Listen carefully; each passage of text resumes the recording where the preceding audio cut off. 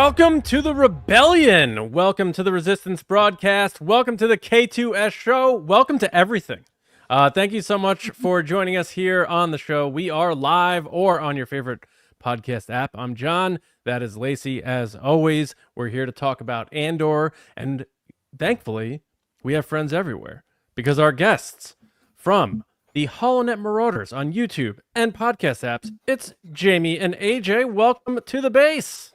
Hey everyone, thank you for having us, guys. Oh, it froze up a little there. Yeah, thanks for having us, guys.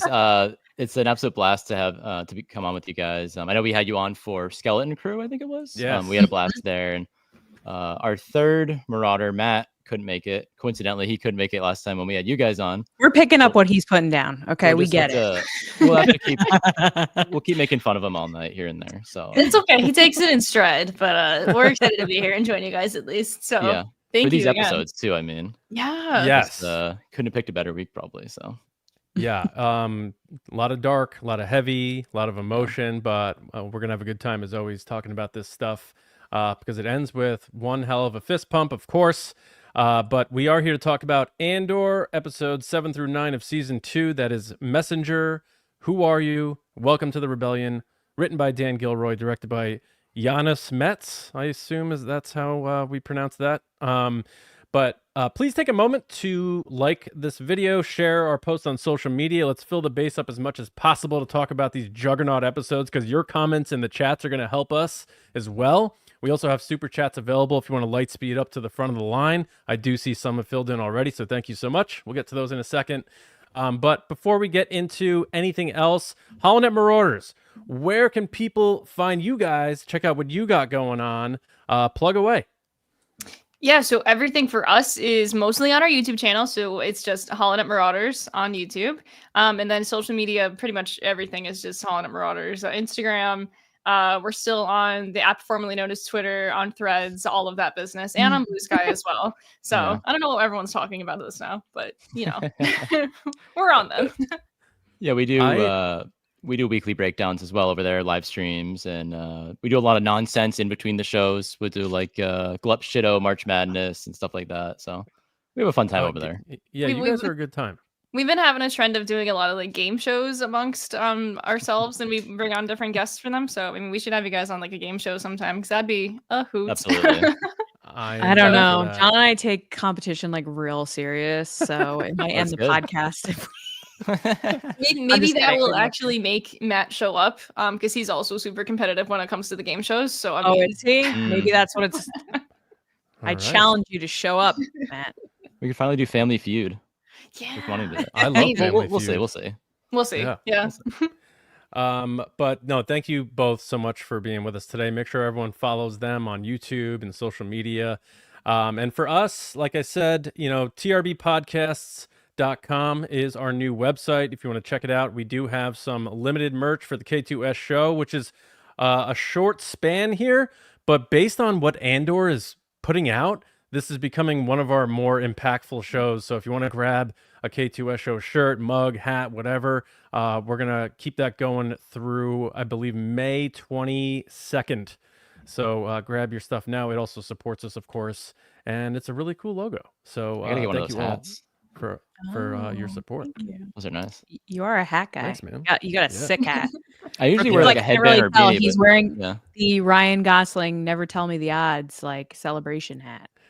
I don't know why I'm focusing on this, but yeah, the two hats, big hats. But the Never Tell Me the Odds hat. That was the pin maker and creator Hans Pins. She quietly did a little drop of them, and she might. I saw hers. Yeah, I saw that on Instagram. That's the one. I was like, I should get it, and it's like you're like, oh, I'll get it eventually, and then you're like, oh, I missed it. It was a very quiet. Let me do this, but actually, I might get in trouble. So this is secretly the one he was wearing. Ryan Gosling. The actual hat. Yeah. Am I allowed to ask that? What's that? What it smells like if he was wearing it? What would Ryan Gosling smell like? Heaven. Yeah, probably something like that. Some fresh wood or Attractive something, like man. freshly cut wood. I don't know. A wood. It I would. don't know. That's a good smell, It would right? be. I don't know. It would be like wood with a little soap. You'd be like, He oh, would be Some a mahogany. woodman. like rustic. Yeah, AJ, I saw you had the Jar Jar Binks hat, and we joked before we went live. Like, imagine him talking about these 3 episodes in that Jar Jar Binks hat. I know. It would be very Holonet Marauders on brand. This is probably. wild optics. Yes. Yeah. They're pretty silly, but not but that silly. We are super happy to have you guys. We are going to get into it in a moment. Lacey, before we get into rating this episode, which I think might break TRB records. Yeah. I mean, I know because I have the numbers in front of me, but suspension of disbelief. But we have super chats. So let's get to those and hear what's going on out of the base. We have a bunch. So kicking it off with David Ford. What up, man? He said, where is Perrin? Is he safe? Is he all right? David, do you actually care? Do any of us really care about Perrin? Come on. No. He's been That nicer this haircut- season. Yeah, because he But- knows that there's something in it for him. when he's Yeah, nice. true. I don't know where this Perrin hate's coming from, but like, come on. Perrin kind of sucks. He does. Him and Lita Yeah. can just get out of here. David Ford's back again. Thank you so much. He said the Force healer touched Bix's tummy. Did Bix leave carrying Cassian's son? Does Deidre carry Cyril's son? Will these kids be friends in Kinderblock? Oh my god. Jeez. So I knew there was a hook. I don't know how I would feel with kids. Yeah. I hate the kid talk. As soon as kids get involved, I get so heartbroken. So I'm not even going to touch this one, David. Yeah. So I'm going to move on because it's too depressing. All And right. does Star Wars need a new orphan with Cyril getting taken out of the picture? You know, Yeah. So much death. yeah. Sebastian, what up, man? Hey, He said, man. hi, TRB. Wanted to say it was awesome to get the chance to meet you both and a lot of the community at Celebration in Japan. This arc of Andor had me on the edge of my seat for 2.5 hours. 100%. It was so great to see you too. I apologize to everyone. I totally was like, yeah, I'll post pictures the week we got back. And then I died.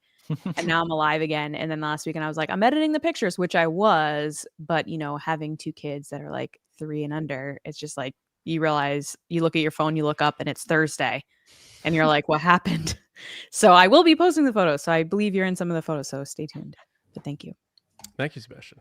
Next is Terry. What up, Terry? Thank you. This arc, you guys, I had to do a big event at work today and act like I hadn't been emotionally destroyed by Yeah, same. show. Episode 8 had me in literal tears just sitting and listening to the closing credits with the singing, the Gorman Mhm. singing. They were like, oh, you all already feel bad?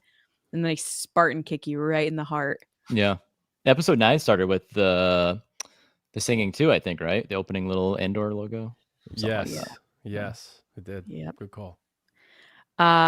Sebastian's back again. Thank you so much, man. He said we also got the origins of one of my favorite lines from Rogue One, which is rebellions are built of hope. On hope? On hope. Built on hope. Yes, on hope. Yeah. That was such a fun moment, which I'm sure we'll get into. But like that guy ended up to be like the ultimate hero. But I guess this whole show is about like random people being heroes. So that's nice. Yeah. I do think that's. I mean, I was going to talk about it later, but I'll get to it now. I guess. Like, Sure. I think it's so funny how, in Rogue One, Cassian says it to Jin, and then Jin says it to the rebellion, and they're like, "Oh, Yep. okay, I guess they are. Let's get going." And it's Yeah. like it all came from this concierge on Gorman. It's like amazing. Anybody. He's a legend. A Yes, he is. concierge with the kindest eyes I've ever seen in my life. Like just beautiful, beautiful eyes. I was like, he could say anything. He was just so kind. Very sad looking, actually, now that I think about it. David Probus, what up, man? He said 2 cool little Easter eggs from episode 9. The blaster Vel is holding with the symbol is the one Cassian gives to Melshi in season 1. Also, the same blaster or same model that Jin uses in Rogue One is on that table. Huh, okay. I could see that happening. They make connections that way. That's really Yeah. cool, man. Mumbo Jimbo, what up, man? He said it was great meeting the TRB crew in Japan. See you in LA in 2027. I love all these people that are popping in on the 3rd K-2S show being like, nice seeing you in Japan, because we all died collectively getting back from Japan. I mean, I Apparently. was a little tired. I didn't be a I little was dramatic, dead. I think. I didn't talk to anybody for like a week. I would just be like, I'm going to bed, and just went to bed. It was the worst thing ever. But man, it was so nice meeting you. You are so tall. And I know I have photos of you, so stay tuned. Thank you, David. Thank you, Jimbo. Christy's up. What up, Christy? She says, wow, that arc was incredible. Episode 8 had me in tears, and I think I was holding my breath through the whole last half of episode 9. Also, it was a pleasure to meet so many base members at Star Wars Celebration. Much love to you all. Congratulations to you, Christy. You got engaged. Yeah. And I didn't spoil it. In So Japan. Wow. that's a win-win for everyone. Yeah. Yeah, we knew it. We were knew it the so whole time. scared. We were because we were like, oh, maybe we should put the Q&A up on public. And John was like, you can't do that. You can't do that because we then didn't. we'd ruin everything. We would. Totally would. Per usual. I mean, yeah, pretty much. Steven, what up, man? This is last but not least for now. Steven said, did something happen on Andor last night? JK. Perfect What transition. didn't happen on Andor? Steven. Yeah, seriously. All right. Let's get into it. Let's rate this thing on the K2 scale because K2 is here. Yes. So now we can actually really involve him in the show. We're going to go around, give our scores 0 to 10, halves count, put our scores together for our average, and then check in with the TRB community with their score and a couple of comments. And then we will dive into talking about these episodes. So we're going to kick things off with you, Lacey. Oh, me? We Really? have episodes 7 through 9 as one collective. What did you give BBY2 on the K2 scale? I gave this arc a big fat 10. Whoa! A perfect score. I have never gone through such an emotional roller coaster in 3 episodes of a TV series in my life. And luckily, this was my second time through or third time through. I can't remember because I've been like skipping around, but to really sit with it, and man, does it hit you like right in the stomach, in the chest. Like I was making pasta for lunch and I just started crying after I watched it this morning again. It really gets you. And I think that that means that it was impactful. It was beautiful. It was tragic and heartbreaking, et cetera, et cetera. The cinematography is amazing, which we'll get to once we talk about my favorite shot. And yeah, it's a 10. This show is unreal. 10. I think the only other 10 I've given is the Luke Skywalker episode of Mando is the only other 10 I've given. And maybe the first episode of Mando. I think I've only given 1 10 too, and I think it was the finale of Kenobi because the Vader Obi-Wan thing like broke my That heart. surprises me because you really didn't like Kenobi. Well, Yeah. remember like the last 2 episodes like really brought it home. I'm gonna say that. What'd you guys give the Marshall? I gave season that a 2, 9. episode 1. Okay. 9. That's one of our Yeah. faves. That's Me too. 10. Yeah. Roll Cobb. Yeah, that was my first 9er for sure. John Favreau. I'm a huge Favreau guy. Yeah. All right. AJ, you are up. Beat that. Beat a 10. I'll try to beat. I wish I could beat it, but I guess the highest I can go is 10. So, also went 10. All right. I don't know. It's funny. It sounds like on this show, it's tough to give out 9 or 10s, which I like. I like a harder grading system, but not for me. not me. Wait, I'm just saying people used to give me a hard time.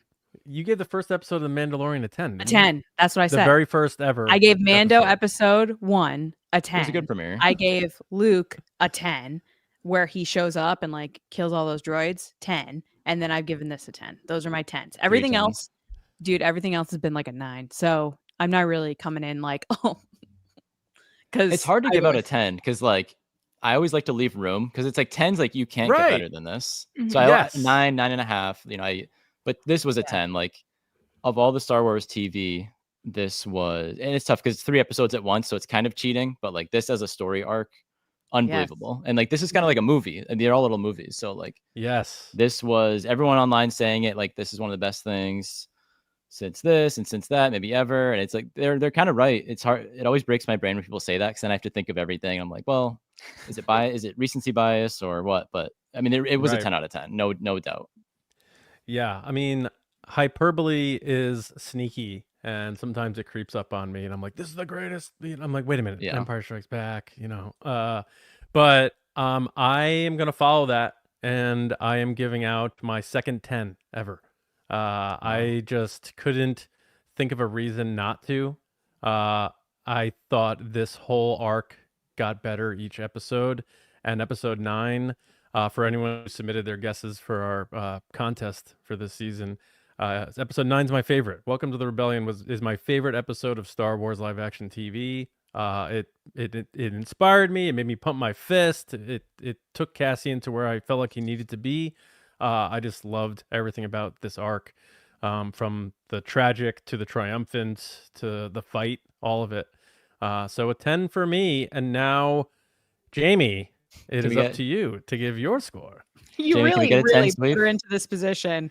So Man, this sucks because you all picked 10 and I'm the only one who didn't. And a piece of me wants to pick 10 because of all those reasons, but I'm gonna hold on to my 9.5 for the Good for you. following reason. For the following reason. I wish that they had more time to show the interactions between characters, specifically Vel and Bix. There's one scene Vel just like shows up and she's like, "Hey, you," and Bix is like, "Oh, I haven't seen you in a while," and I'm like, man, I really, really, really wish we got to see them interact. And then, spoilers, Bix leaves, so like we're not going to get that interaction. And it's just a missed opportunity, and like literally because of that scene, like it's just. I kind of wish that they like didn't know each other. But otherwise, for all of the reasons that all of you said, like these episodes were astounding, and I would have ranked it higher. It's just the lone, not to be the lone negative voice, but it's the one flaw of the show is the fact that there's the 1 year time skips between each arc, and I just wish that there was more. So I guess the flaw is it's so good I want more, and so unfortunately I'm gonna rank it the 9.5. Yeah, The time Sorry. echoed your sentiments. this there. is He a said- safe space. Yeah, You so can of say course. whatever Are you you want. kidding? If you came These in are- here saying it was a 2, we'd be like, okay, sure. No. I skewed the perfect 10 for the arc, but like that's my feeling, and that's why. So And Totally. 9.5 is an elite score. Like we don't see Yeah. It really 9.5s. is. Yeah. So don't worry about that. I mean, and before I give our average, which people probably know by now, just so you know, Jamie, when we did the Luke Skywalker chapter 16 episode, I won't say who our guest was at the time because I don't want to like throw shade at him. He gave it like a 5.5. He did not like it. So we had to navigate everyone in the world exploding over how much they loved Me that crying episode. at 3 a.m. Yeah. And our guest was like, Yeah. I wasn't really feeling it. So we're like live doing this, and we're like, oh man. But so a 9.5 is elite. We'll take it. And that gives us the highest score in TRB history covering these shows on these scales with a 9.9. You can't at really all those tell. It looks K2 like a really faces. hard drop shadow, but there is a 0.01 space there on the right side. I I love see when our that. audience hears things like drop shadow and they're like, totally. A So black we're here space. for history, TRB history. Yes, This we is are great. breaking records. And the good news there is the TRB community matched us identically with a 9.9 as well. So we are all lock in step that we are looking at greatness. We're witnessing some of the best Star Wars ever, and arguably the best Star Wars TV we've ever seen. Now, a couple of comments out of the base. I had to get 3 in there. We have Araman Rojas said 9.5, the best arc of the series yet. Excruciating to see the Gorman massacre develop, yet brutal to see what the Empire did. Episode 9 was so intense with Mon and knowing her assistant works for Luthen, feel betrayed, and in the middle of it, she gave her speech and escaped the Senate building. Heartbreaking to see Bix leave Andor, yet she lives, as far as we know. Thank you for that, Araman. And Andrew Staley said 10. Top shelf Star Wars, wide range of emotions over the 3 episodes. Mon's speech in the Senate and her escape with Cassian was excellent. Sad to see the show conclude next week. The show should be a multi-award winner. I agree. Yeah. And then last but not least, we have Terry Mack who said 10. This was I really still don't have words. Does the scale go higher than a 10? It hit every single note. 10, 10, 10. So a lot of love for these episodes. I saw it everywhere. IMDb, social media. It seems like everybody really is rallying around this arc specifically. It's one of the highest rated seasons of a series ever. Not just Star Wars. They're saying ever. And I hope people watch it. I hope people watch it.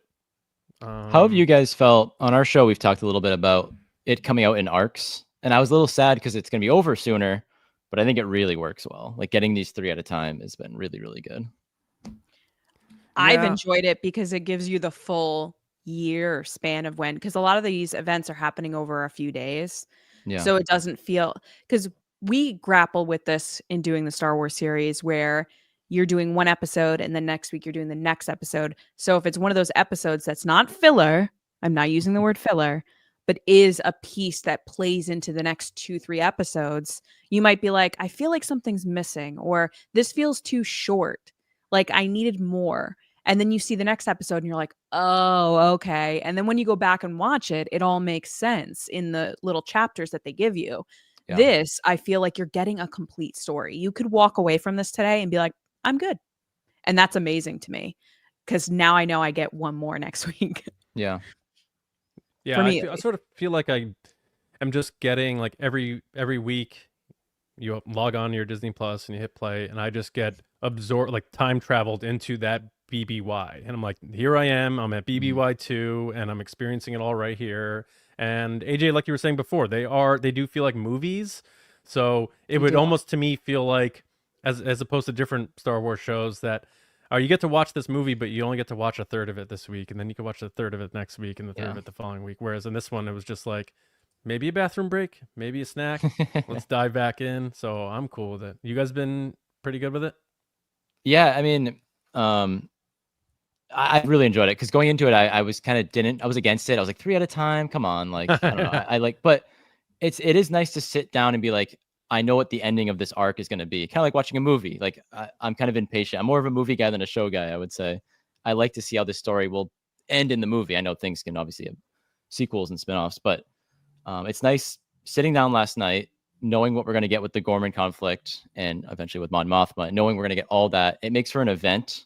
You know, Jamie and I are sitting down, having our snacks, watching it together, and it's it makes for a nice event of an evening on a Tuesday night. So yeah, and like it doesn't. It's weird to say that like binging 3 episodes seems just like healthier, but it like is because it's like not that there's like the pressure to like get the 3 episodes done so we can all talk about it in the next coming days, but like. It's not like, oh my God, I have to get this entire season done. You just feel more fulfilled, I guess, afterwards.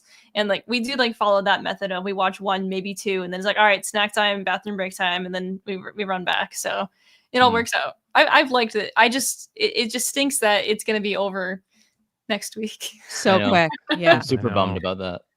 Yeah. I know. It's nuts. Like we said that about all, like when Skeleton Crew came out, like that came and went, and that was 8 weeks. Yeah. Or whatever it was, 7 weeks. And like this one, it's even shorter and it's just gone already, I feel like. But more to go for sure. But we're here to talk about 7 through 9. Lacey, before we dive into this meaty chat here, I think we had another super chat come across. Am I right on that?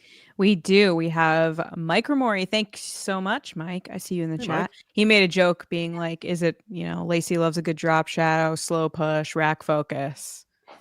It's true. I do. Although drop shadows are tricky. Like people use them real hard now. Like people need to use some soft focus, tweak the distance, a little too much. Anyway, he said, welcome, Marauders. This arc was a masterclass in Star Wars storytelling. Bring on the awards for acting, writing, costumes, all of it. Stone and sky. Oh my God, I'm having PTSD from masterclass, Mike. I used that word in my like social embargo verbiage. And then I saw a pull quote come from Maggie. Hi, Maggie. That said like masterclass in storytelling. And I went, oh my God, she's going to think I stole this from her. And I was like traumatized. Well, hang for, on. 2 days. Because everybody uses the words masterclass when talking about a movie or show. Bad. I was like, and oh my God, she's going to think this. And it was completely innocent. Like I just genuinely thought that. Oh my God. I was like traumatized. It makes the rounds on social anyway, media. Girl, the other one is the other one is powerhouse performance is another one people use. Powerhouse performance. I like that. Is a big one. But thank you, Mike. We appreciate it. Yes, thank you, Mike. And I think it will win a lot of awards this year. And it's going to be one of those shows that it's hitting hard right now with us Star Wars fans. We're having to watch all these shows all at once. But I think it's going to be a slow burn that people are going to watch it over the summer and get into it in the fall. Kind of like, I don't want to say this 100% true, but with Severance, I feel is one that like people kind of slow burned on and got into. Yeah. I was one of them. I think Same. like this could be one of those shows that people get into, even if they're not Star Wars fans. Mm. But yeah, thanks. Go ahead. Fingers crossed for season 3. Come on, people. Oh watch my God, this thing. stop. They're gonna All fill right. the gaps that we missed. Yes. Yeah. I mean, Let's do that. Lucasfilm Publishing, seeing, knowing there's gaps between all these, are like, Michael Siglane's like, yes, yes. You can do Mon comics and Luthen comics and Can do it all. Milliman comics. Yeah. Saw.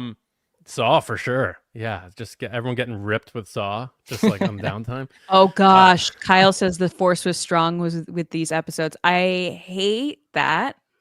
Fun fact of the day, one of my pet peeves is when people say the Force is strong with blank. It's lazy. Stop it, Kyle. All right, let's keep it positive. Let's get going here Okay, with Kyle. our favorite moments from the 3 episodes. So that can be a line, a sequence, a shot, whatever you prefer, whatever jumped out at you from these 3 episodes. So, Jamie, I'm going to start with you. Did you have a particular favorite moment, line, shot, or sequence from BBY2? Yeah. So I think that my favorite moment, I mean, there are a lot of really good ones, but I want to claim this one first before anyone else. It was Cassian and Cyril actually confronting each other, and then Cassian not even knowing who he is, and it was literally all for nothing, and then Cyril just gets executed. Like that, I don't It want was to very say I Bix laughed, and but I kinda Doctor, I did. thought. Oh yeah, it no, was. Like I don't It want to was- like it.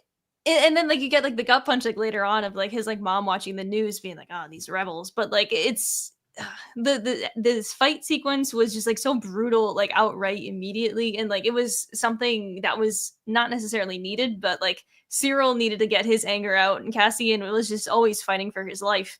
Yeah, and it was just such like a what is it like it's ironic, right? Yeah, just like he does the person that he's been chasing this entire time doesn't even know that that person exists. It was perfect, and so that was my favorite moment out of this arc. That's such a good one. It was so brutal where he's like smacking his head into the Yeah. pavement. Well, They're There's a- hitting each other with glass. Like every time you see that in a fight, you're like, oh, like when they take a glass.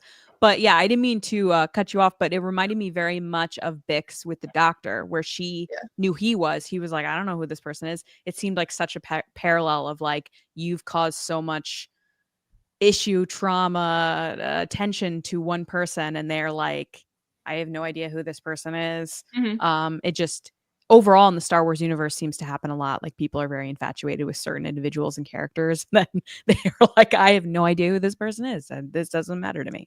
Yeah. It was I was very cool. actually a little Great choice. surprised Cassian didn't remember him, because Cassian, it worked like thematically for like the scene, but I feel like Cassian wouldn't forget a face. He feels like he's very Did attention to Cassian ever detail. meet him? I don't think that he ever met him, really. Like he knew that he was being persecuted by Morlana, but like he bumped into him in like that first arc on Ferrix. He bumped into him and like put him on his knees and like had him drop his weapon, I think I remember, but maybe he never saw his face. I don't know. But I don't know. I mean, I and gotta- Cassian went to like 12 planets. He saw 1 billion people. Maybe like that was the one guy he was like, I don't know, I'm just not gonna remember that guy. He's been I'm through a not gonna lot. remember that guy. Yeah. No, that's a great pick, and I definitely want to discuss that in a bit. But let's get to AJ. Did you have a favorite moment? Yeah. So I was having like a weird like anxiety attack during the episode 8 of just like, because I knew it was coming. We knew it was coming, and like I was like, I could feel my heart beating. I'm like, why am I so worked up right now? But the middle of that episode when the crowd's just singing, they turn over from the chant to like the fight chant to like kind of the singing, and I was like, that's what made the episode for me, and that's what gave it was the guy too from the meeting, the really muscular older guy there.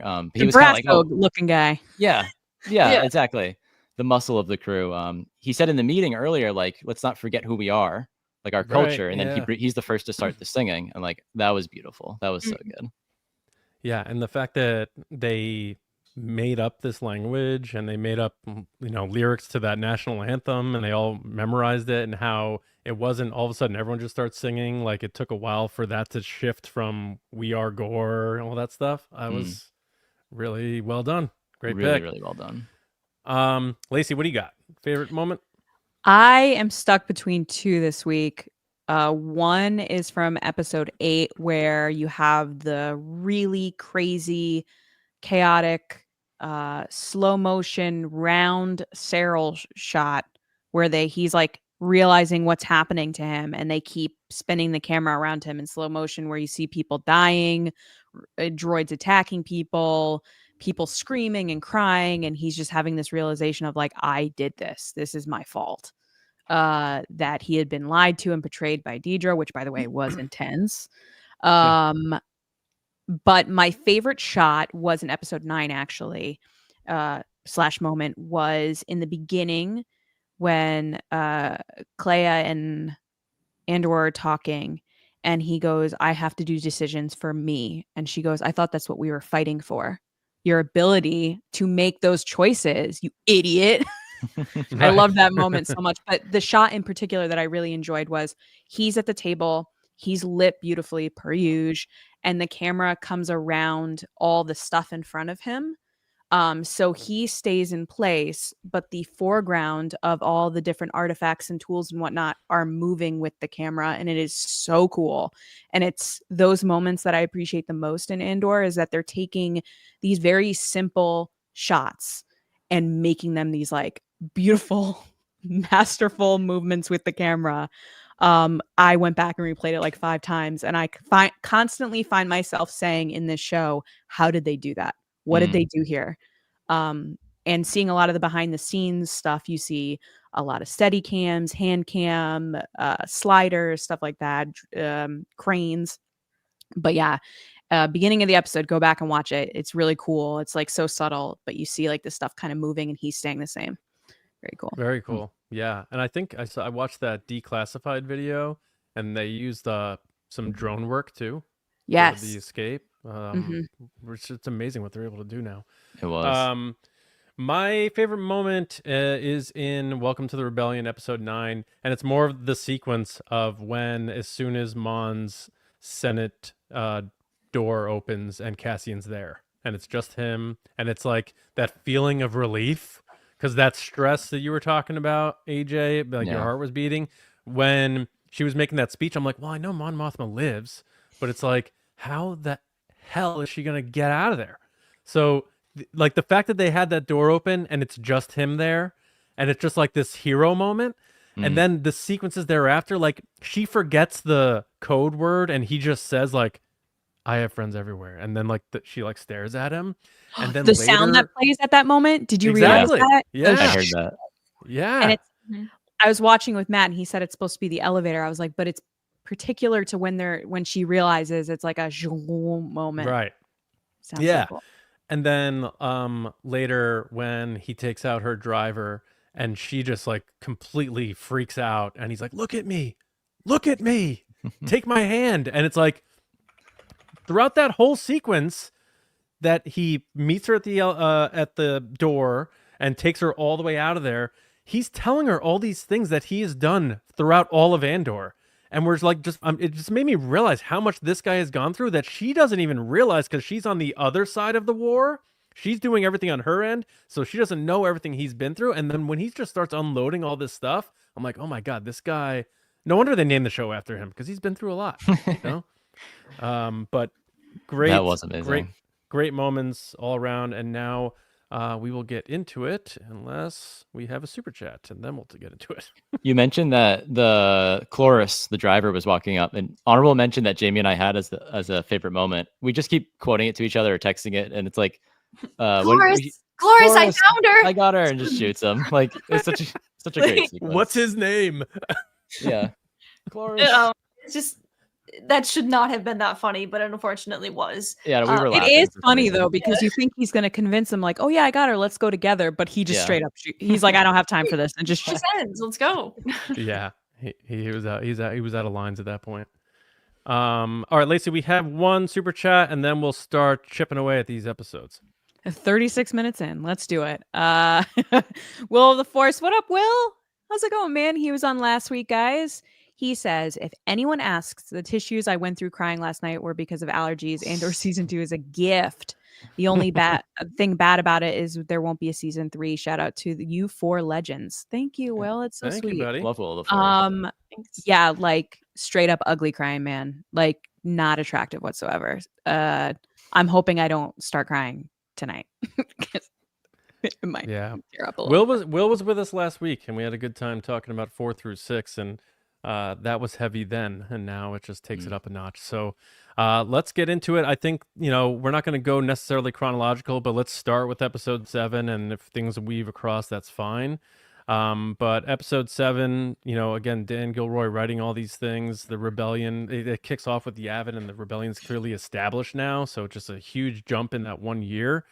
But I found it interesting seeing like the news media, the cable news of the galaxy on Gorman, and finding out that those camera droids were practical for Andor. Like Neil Scanlon, they had like actual drones versus like in the prequels, they were obviously digital. But it just really, from the get-go, made it feel like you were there and it was a real place. And like seeing like media covering it within the show added some layer of realism to it for me. And it just, from that point on, the whole Gorman thing felt like a Saving Private Ryan, like a really like POV, like you're in the warfield, just war movie. Absolutely. So there's really, really heavy stuff through from 7 into episode 8. But what were some of the moments from episode 7 that you felt really lended itself to the progression of this arc? Jamie, I don't know if you have something first or No, you can go ahead first. I really liked the building of it all through the media. Like that felt like something you'd see in a non-Star Wars thing, like a wartime thing or something political or whatever. But I liked the different broadcasts we were seeing, like seeing it from like people in Coruscant watching it. We saw the people there like firsthand. When I think when Cassian comes through later, or when Cyril's walking through, he hears like all the news updates. I think that's always a cool way to kind of update us on what's going on. It's a clever way to do it rather than just like, other conversations. But that was something I really liked there. It was cool to see Yavin. Like that was pretty badass to just see the base ready to go. Yes, I was really hoping to see the Ghost crew somewhere. We never ended up getting that, unfortunately, but we know they're out there. Yes. But that was great.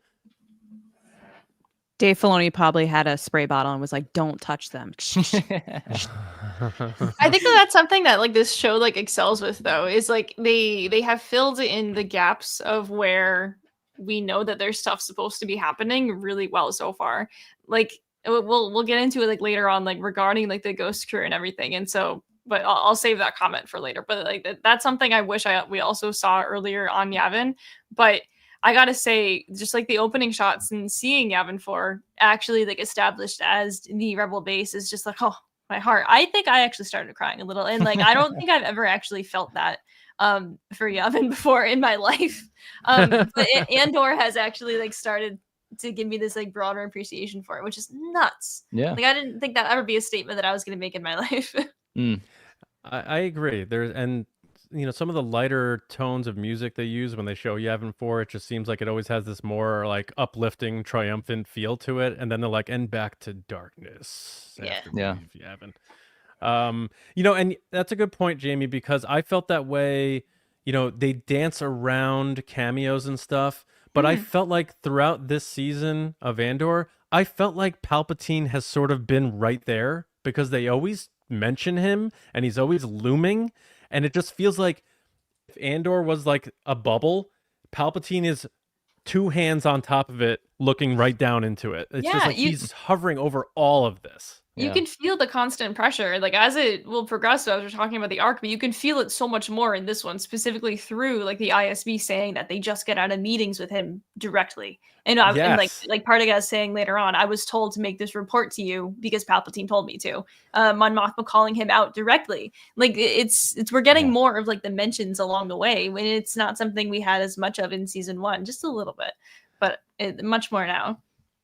Yeah, and I believe that was a directive from the Emperor to Partagas to tell Daedra, like, we're moving forward with the original plan, aka we're gonna gut this planet, like we're just taking this stuff now.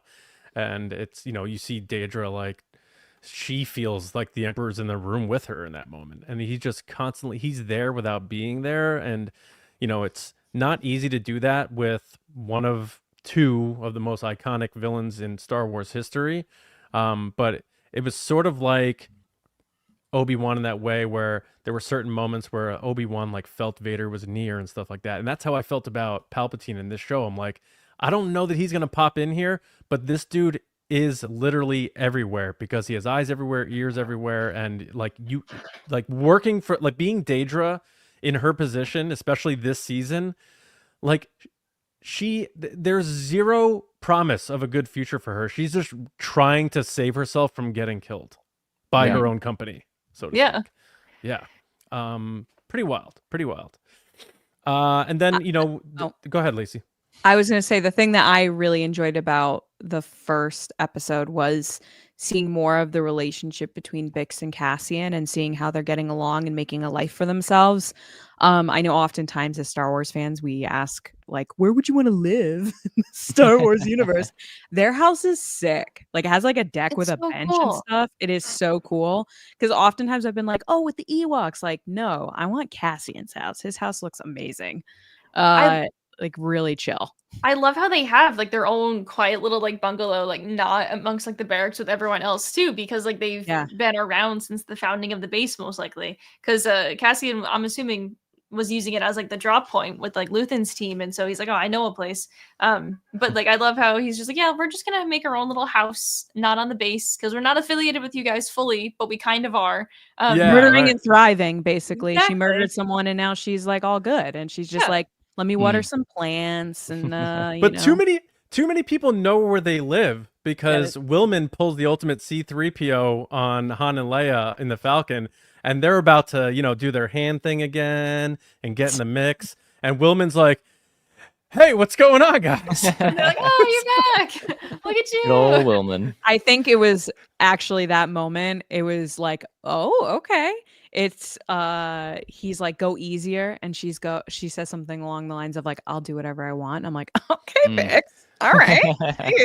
They have a good relationship. Like they have a good, healthy relationship on all levels at this point. And it's just like, oh man, like this is just so good. So of course we're gonna take that away. And after everything, it's just nice to see them happy. Yeah, even exactly. if it's for short periods of time. Yeah. Yeah, I agree. And they had great chemistry too, the actors, which you don't always get. But with those two, how could you not? They're do get that. So good looking. so good looking.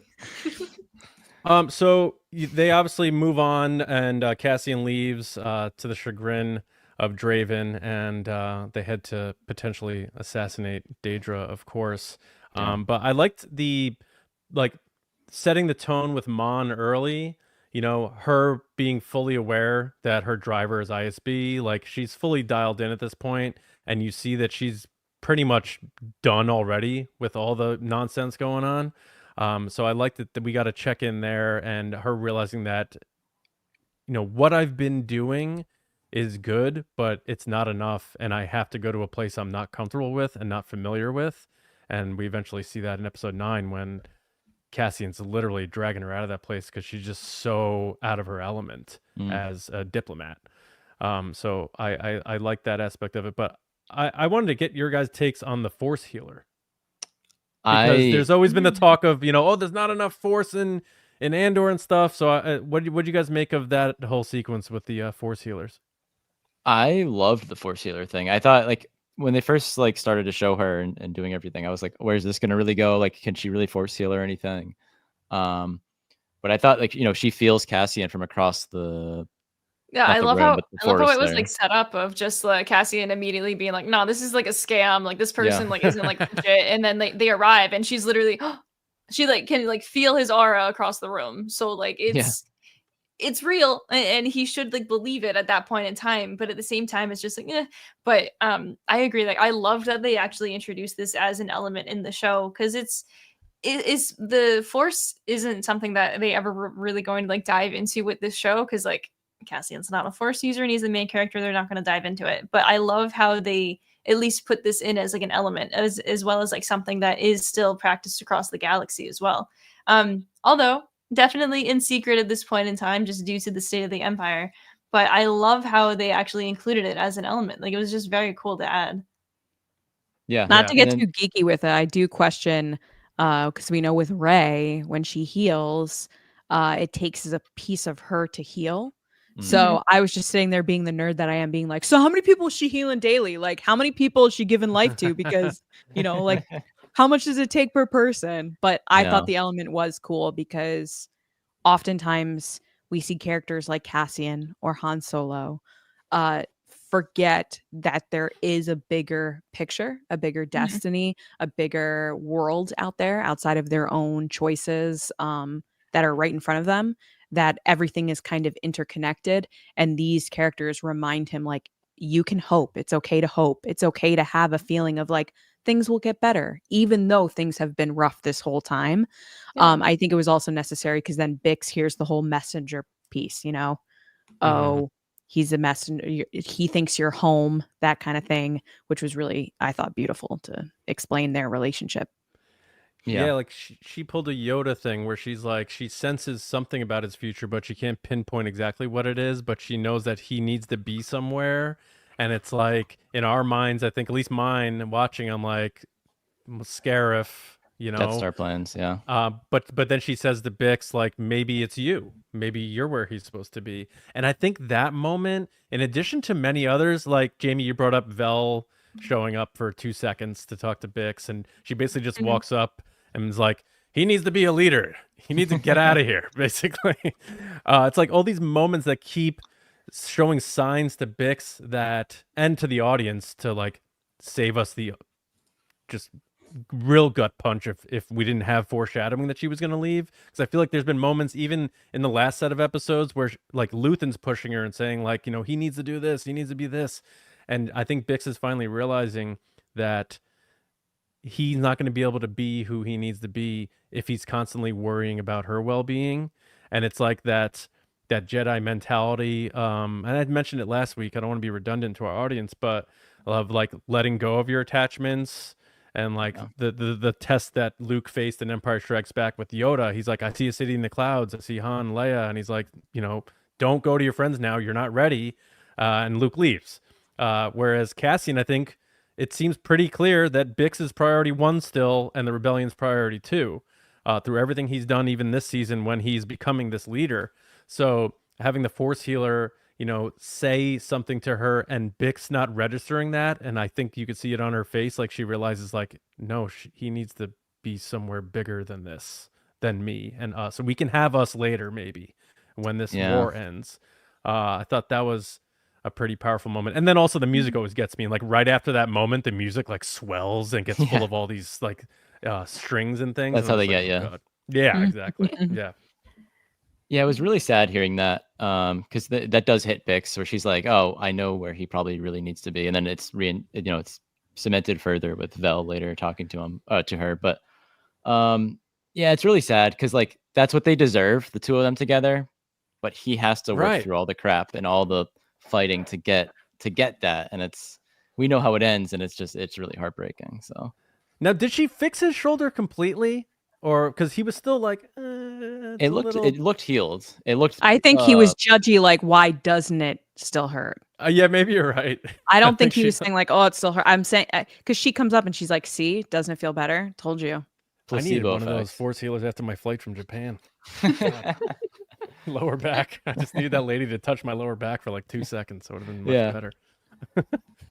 Well, Well, we also got to talk about Cyril, of course. Like he is, this is his swan song, yeah. no doubt about it. But one thing that stood out to me, and I want to get your guys' take on this. So the girl, Enza on Gore, he seems taken by her a bit, and I Mhm. just sort of saw her as who Cyril should be with if he wasn't indoctrinated by his mother to be an Imperial. Like there's this side of Cyril that's very human, very empathetic. We see it a lot, very kind. And I almost see like this guy was supposed to be like an artist or something. He was not supposed to be sitting behind this desk doing this Imperial work. Like, and He then just like he wanted to be seemed loved, honestly, or have a purpose. Yeah, but you juxtapose Daedra against Enza, and feel like he was taken by Enza as he was getting more detached from Daedra. So I don't know what your guys' thoughts on Cyril in this episode before, of course, he meets his fate. I mean, like he put his faith in the wrong people and didn't realize it until it was too late, and didn't realize about himself that he was being taken advantage of until it was too late. And in this kind of a world, like, you're not going to notice that until you are literally about to die, or it is like literally life or death. And so I've always like appreciated like Cyril's like arc. He has had like a wild run of all these like promotions, and then he gets to be like this like rebel spy, but not quite rebel spy. But he just got taken advantage of, and he was just yet another literal like bug squashed by the Empire. Like, yeah. I felt bad for him. It was much more personal though, because like he gets taken advantage of by the Empire, by his girlfriend as well, which was also just probably never a true relationship. But that was like a weird obsessive relationship though at the same time. So we have like the good relationship of Cassian and Bix, and then we have this like extremely toxic and obsessive relationship with like Daedra and Cyril. So I remember glad we had like both represented there, because that was something. Last week on our show, I was saying, like, do you think they actually, I mean, I think Cyril had feelings for Daedra, but I thought Daedra was just using him. This week, we learned later on in episode 8, Daedra did seem to have some feelings for Cyril. So I don't know. I mean, not enough to save him though. Not enough.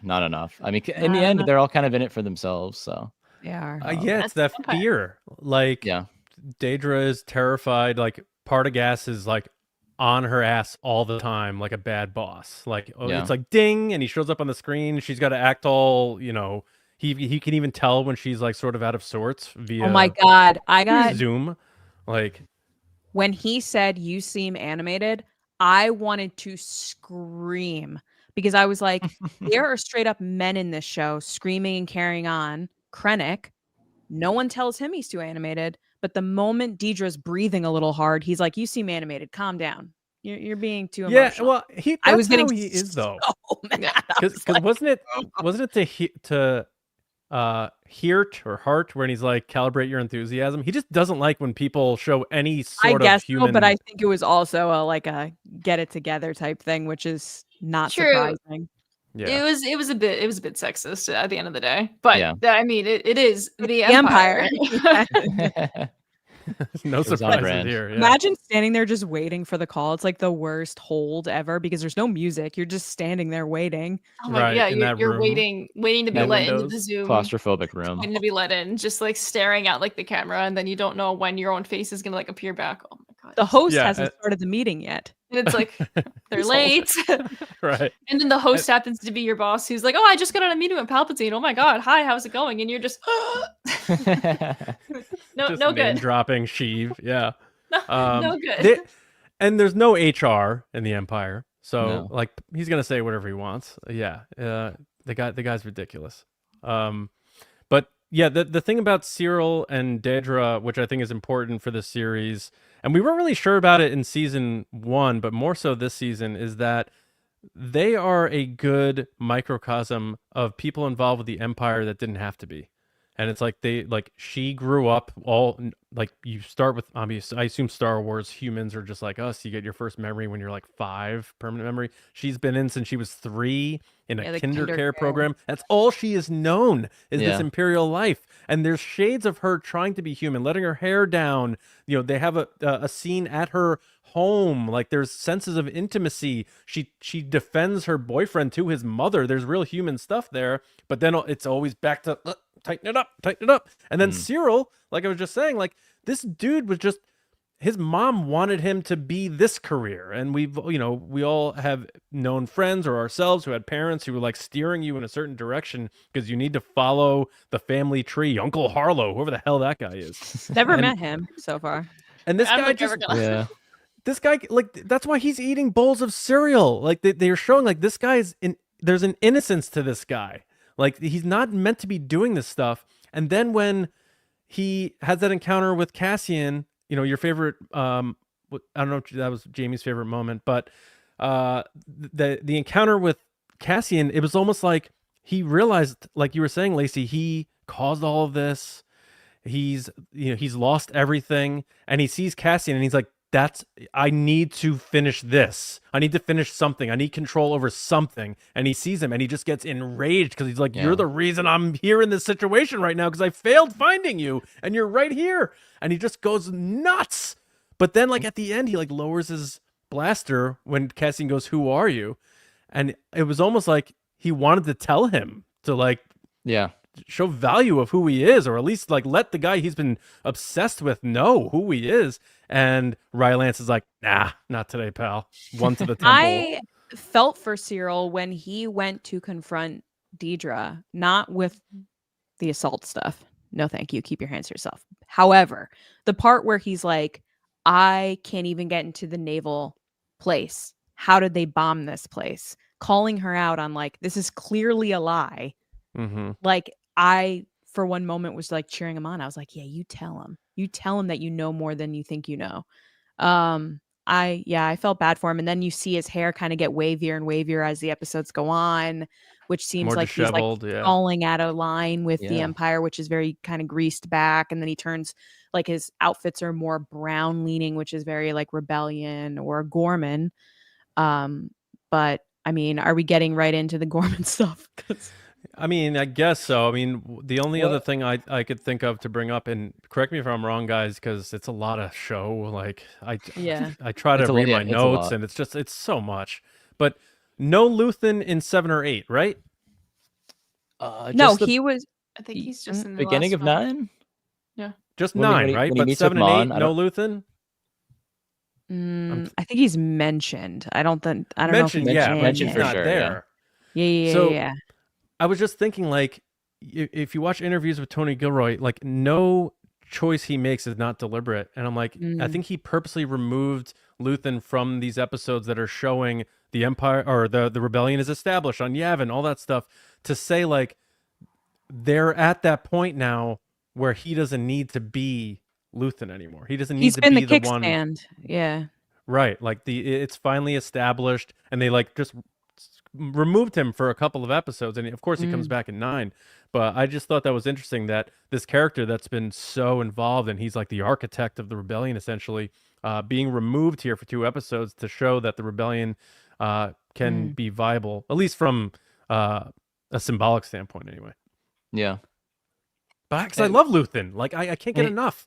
He was kind of out in the open without his costume too, I guess we call it his front. His 9, yeah. I was like, this is ballsy. He's just rolling up, and Mon Mothma's even like, and he's kind of oversharing information. Like he told her about what's his face there, the guard. Alani's info.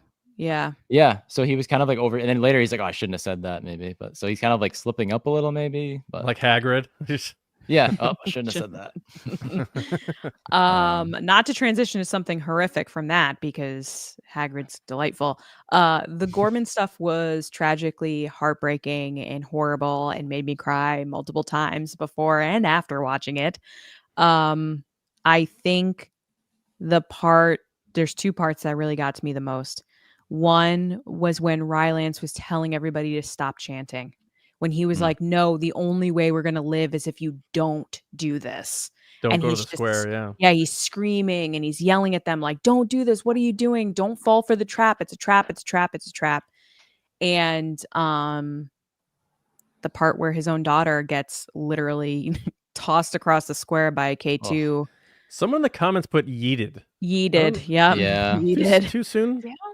A little Maybe tough. yeah. That one was so abrupt because clearly it breaks her back and neck and everything else. But Yeah. oh my God, how terrifying that you realize how strong the K2 droids are. They're just really terrifying. terrifying. Yeah. Really, really scary. Like he must have slapped Cassian very lightly when you look at these episodes. Yeah. Yeah. Could have whipped his head off. Yeah. Yeah. That's a great point. But yeah, no, sorry. No, go ahead. Go ahead, AJ. Well, I wanted to mention something with Cyril. Like, I know it's kind of going backwards, but what do you think Cyril was doing? Like, what do you think what was he? I guess he didn't know what he was doing, but if he didn't see Cassian, like, what do you think he was going to do? He Just, was like, kind of attempting to talk to Enza and then like chickened out right. and then kind of got stuck in the crowd, it looked like, which by the way, great camera work with like the blocking and everything. My Yeah. understanding is they had 350 extras on this scene Oh my to like goodness. really bring in the impact of what was going on.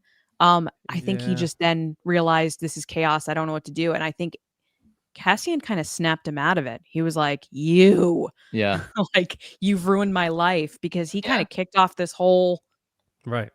thing for him. Like Yeah. got the ball rolling of like his obsession, then getting the whole Ferric stuff, then getting shoved into a desk, but then meeting Deidre because of Cassian, and then yeah.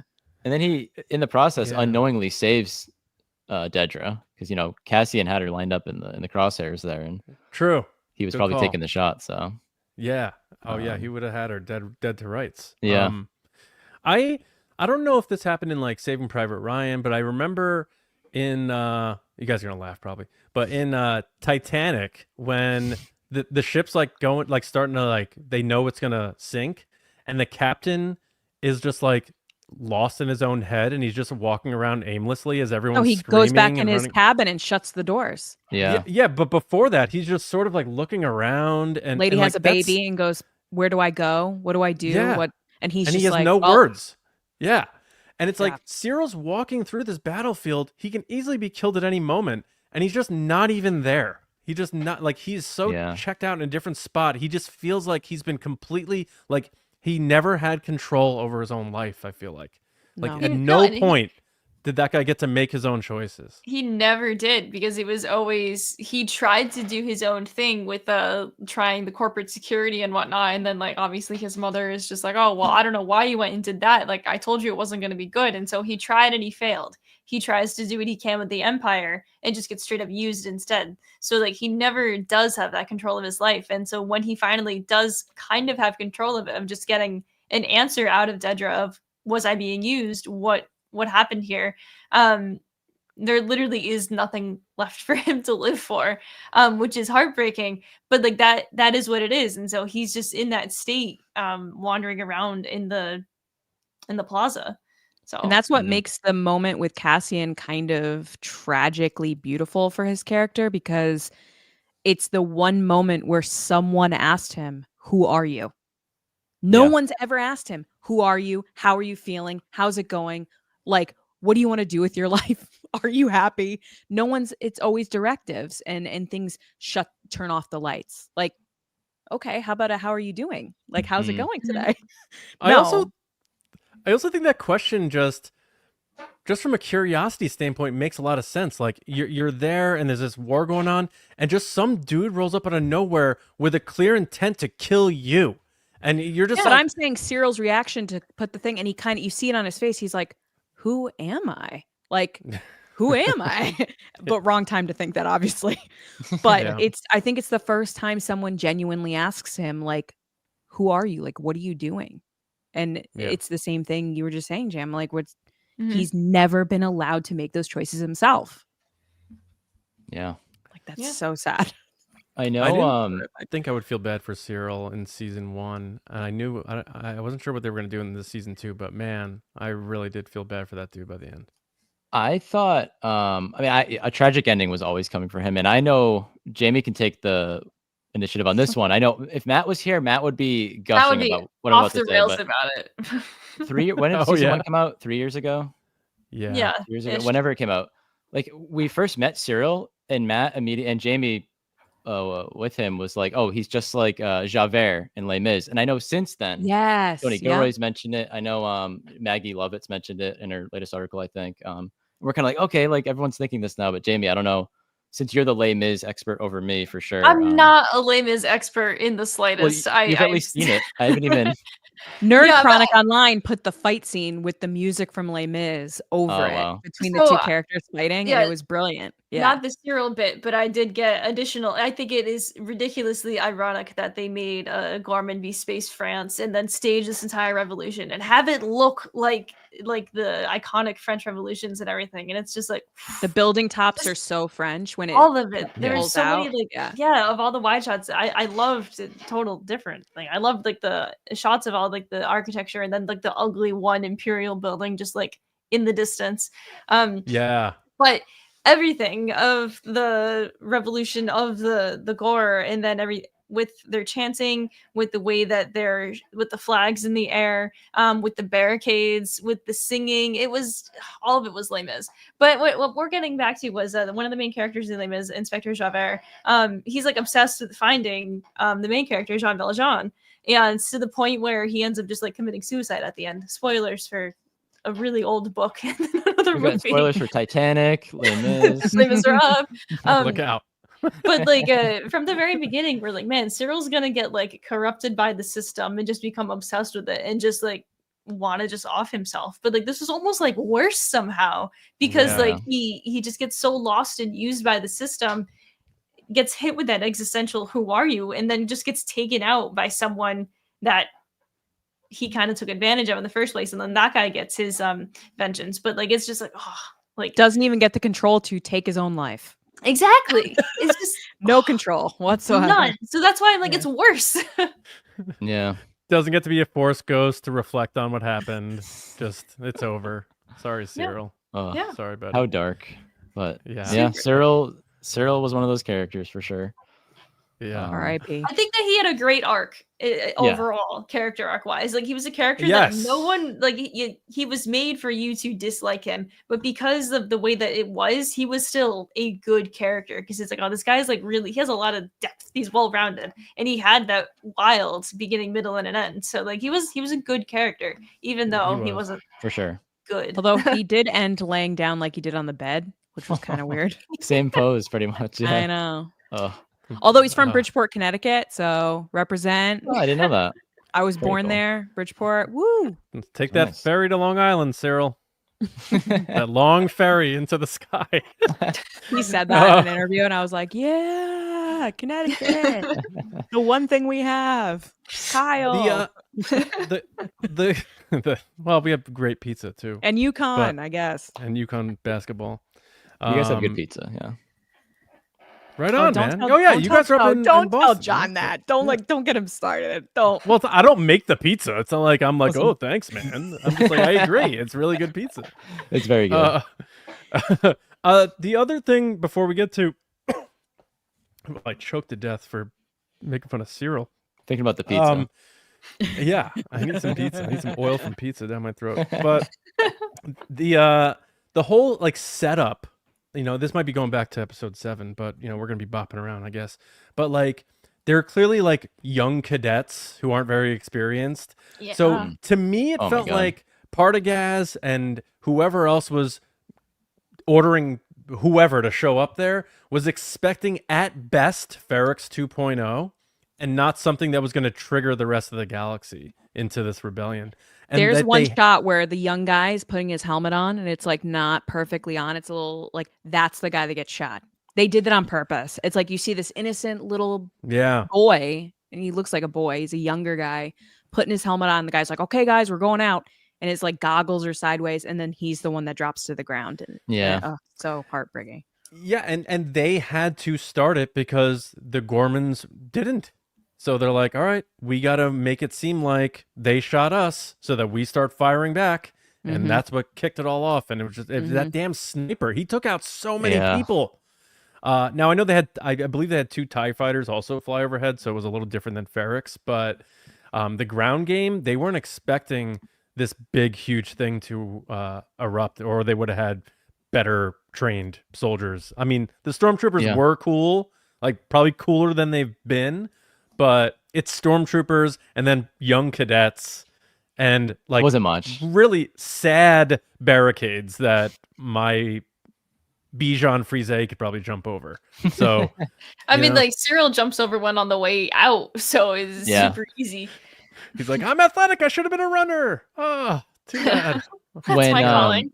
When Dedra got off the call with Partagaz about like, the acting was so good, and it always is, but like Denise, what's her name, the Goff? actress there, Denise Go? Goff. Is it Go or Goff? Yeah. I think it's don't know. Goff, but it's spelt Go Go to defend you. It's Denise, yeah. She's always great, but this Mhm. episode, like when she was like pulling her collar later and like fixing her outfit, and then like she just couldn't get it right, her skin was probably crawling, and then when she got off the call with Partagaz about taking the shot, it was like, oh my god, she was horrified. So That whole Yes. sequence was wild. Yeah. And she always was sort of, even from the first episode, I think, she was sort of uncertain. And she was vocal about that, about this Yeah. whole Gorman thing.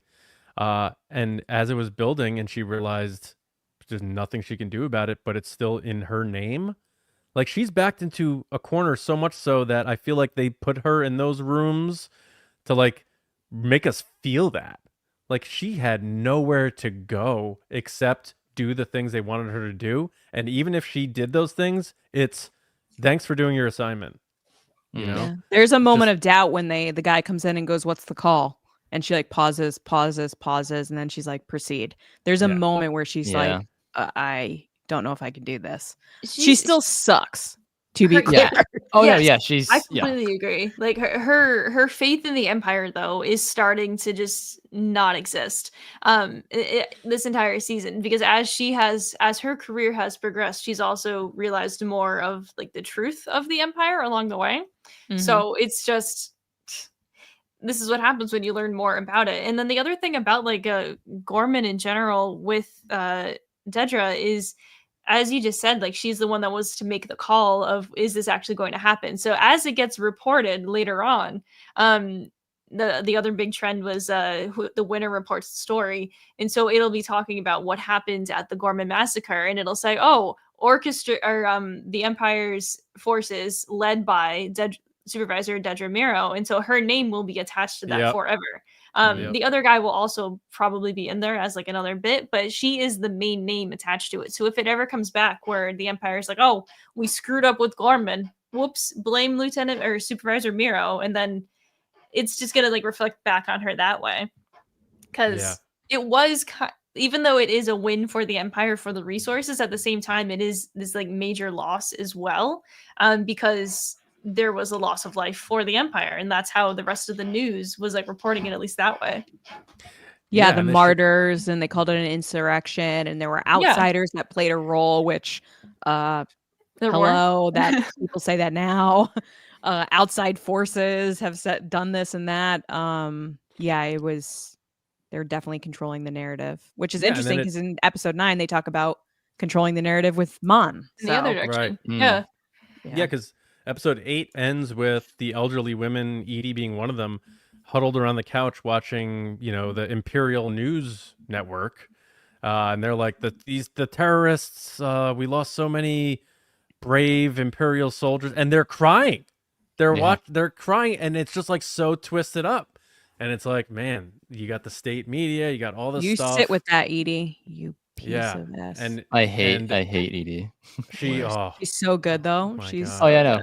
That's like Do the you whole think- show. It's like I hate this person, but they're so good. They're so good. Do you think we'll see her again, or do you think that is the last time that we'll see anything from her? I don't know. I don't know. That would be a good ending shot for her, I would say. I agree. Crying for the She's Empire, not gonna not mourn. Cyril. Yeah, is she gonna like really mourn like her son? Are we gonna get that moment? No, I think that's it. She's mourning her son there, and then she has this hatred for these rebels because Gorman, they're yeah. the ones that killed her son. Yep. Yeah, I hear. At you. least she has the spider to hold on to, which she also called Cyril. Spider named That Cyril. she can just, talk to. Feed I don't cereal think- to.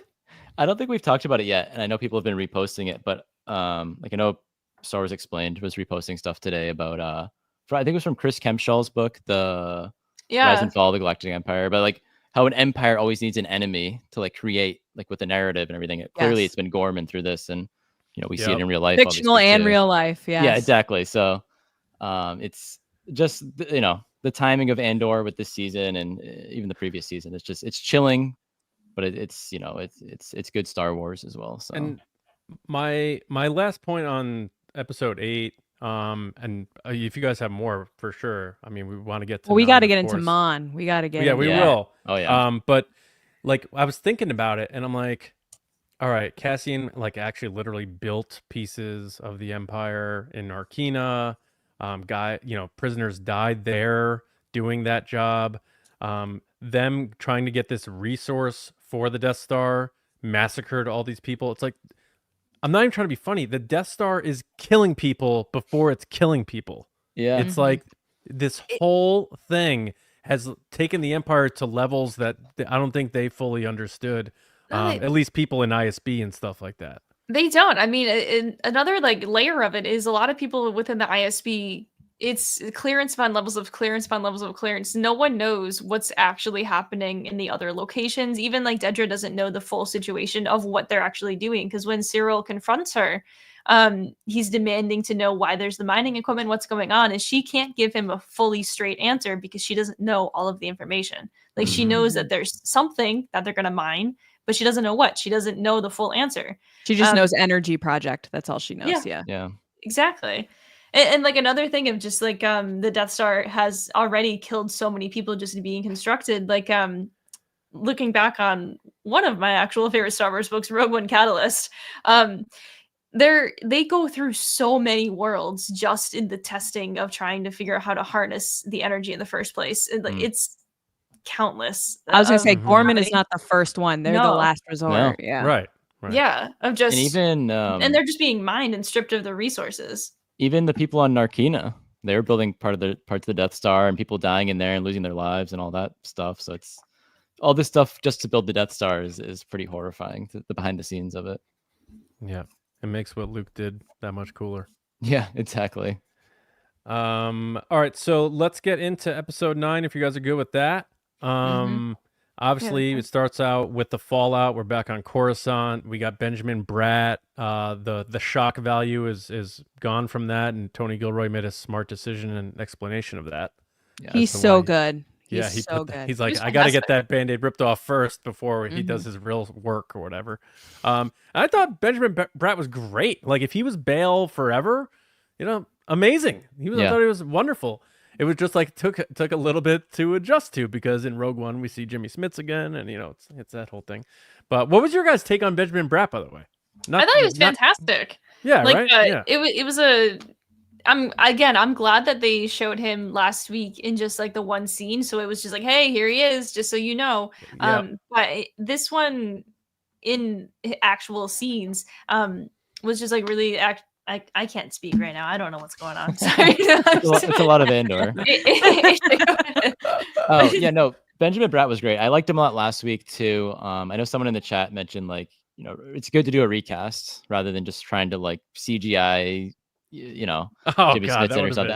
Yeah, that would have been great. When he says the moment though, when he's like, tear this S down, like that was a real like, you tell him, Benjamin Bratt. Instantly iconic.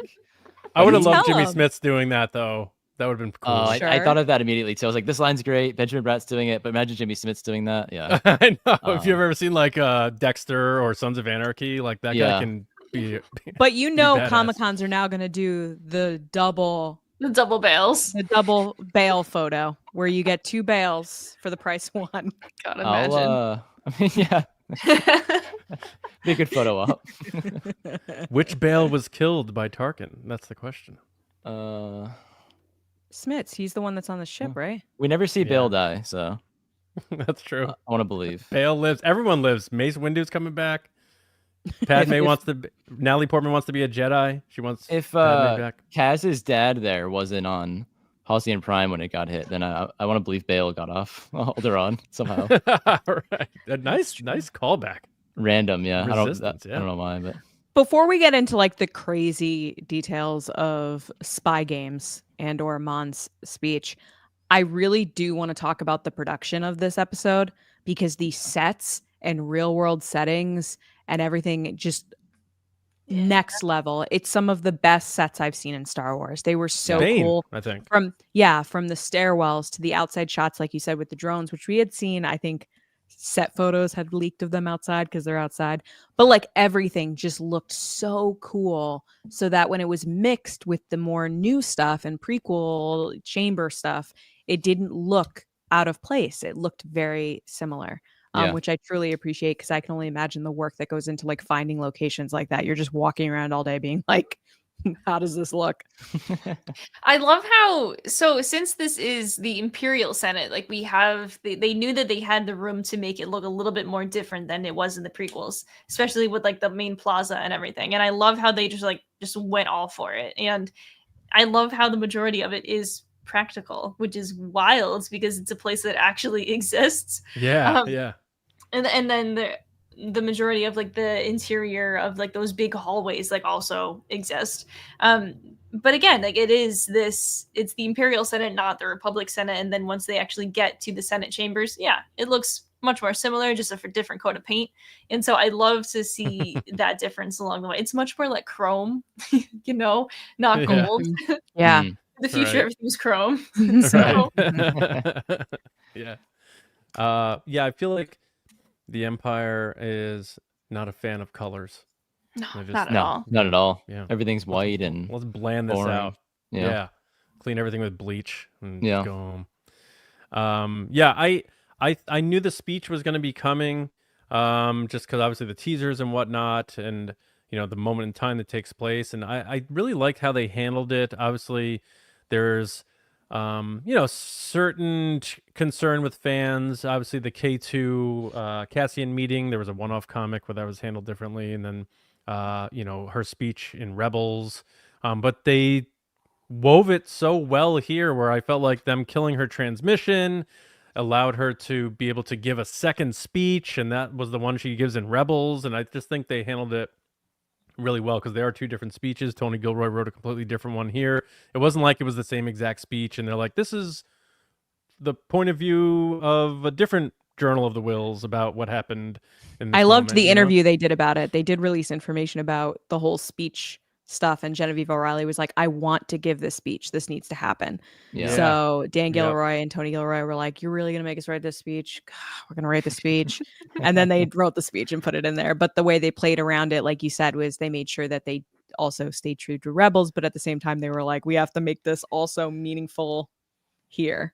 Yeah. This was something I mentioned earlier in the stream of I love how they had to dance around the moment of when Mon Mothma gets evacuated from Coruscant and by the Ghost Crew. And so I love how Another team is coming. Yeah.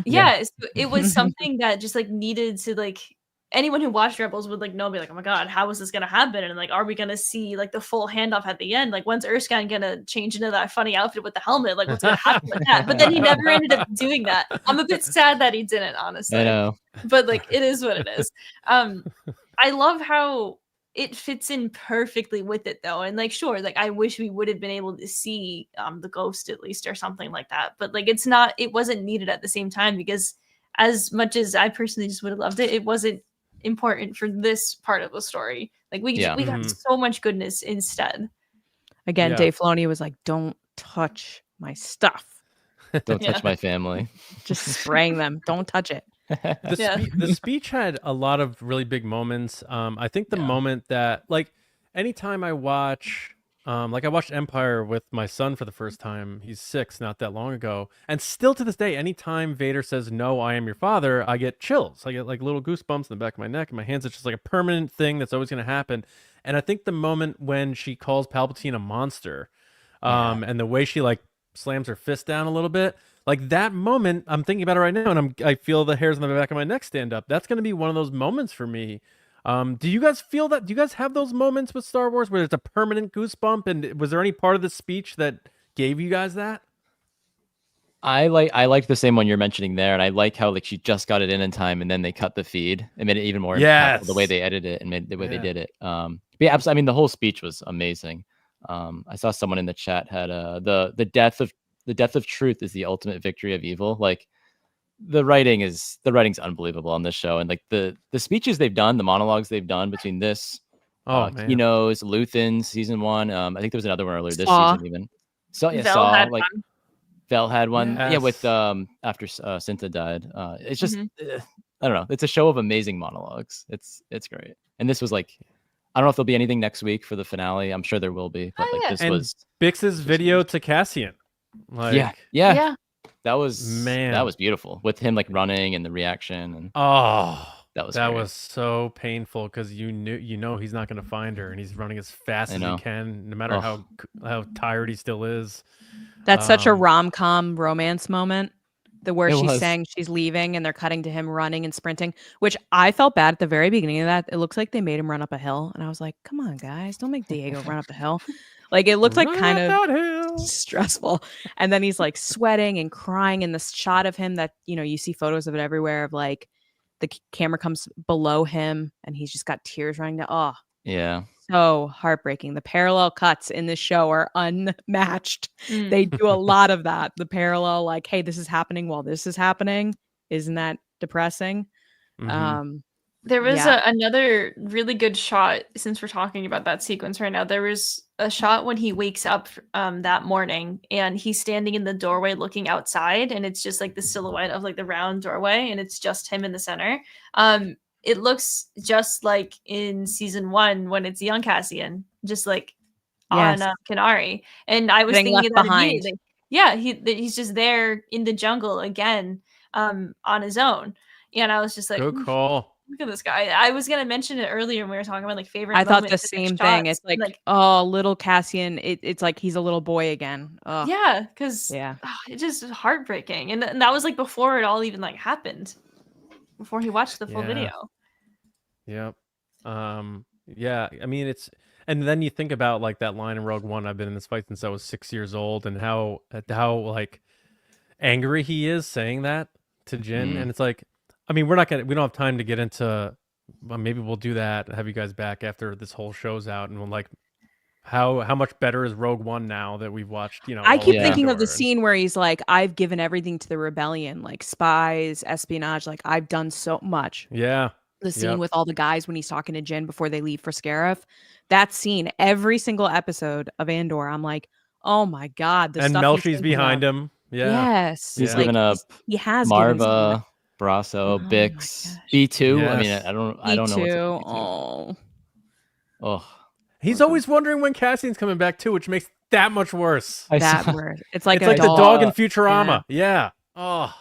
I God. saw a meme today. The Andor memes have been great. They've been nice to lighten the mood a bit, but it's kind of a dark joke. But it was like, on whatever planet they were on in the first arc, B2 just keeps going over to like Brasso's skeleton and is like, when's Cassian coming back? Yeah. I saw that. Oh. So messed up. I saw that too. Poor B2.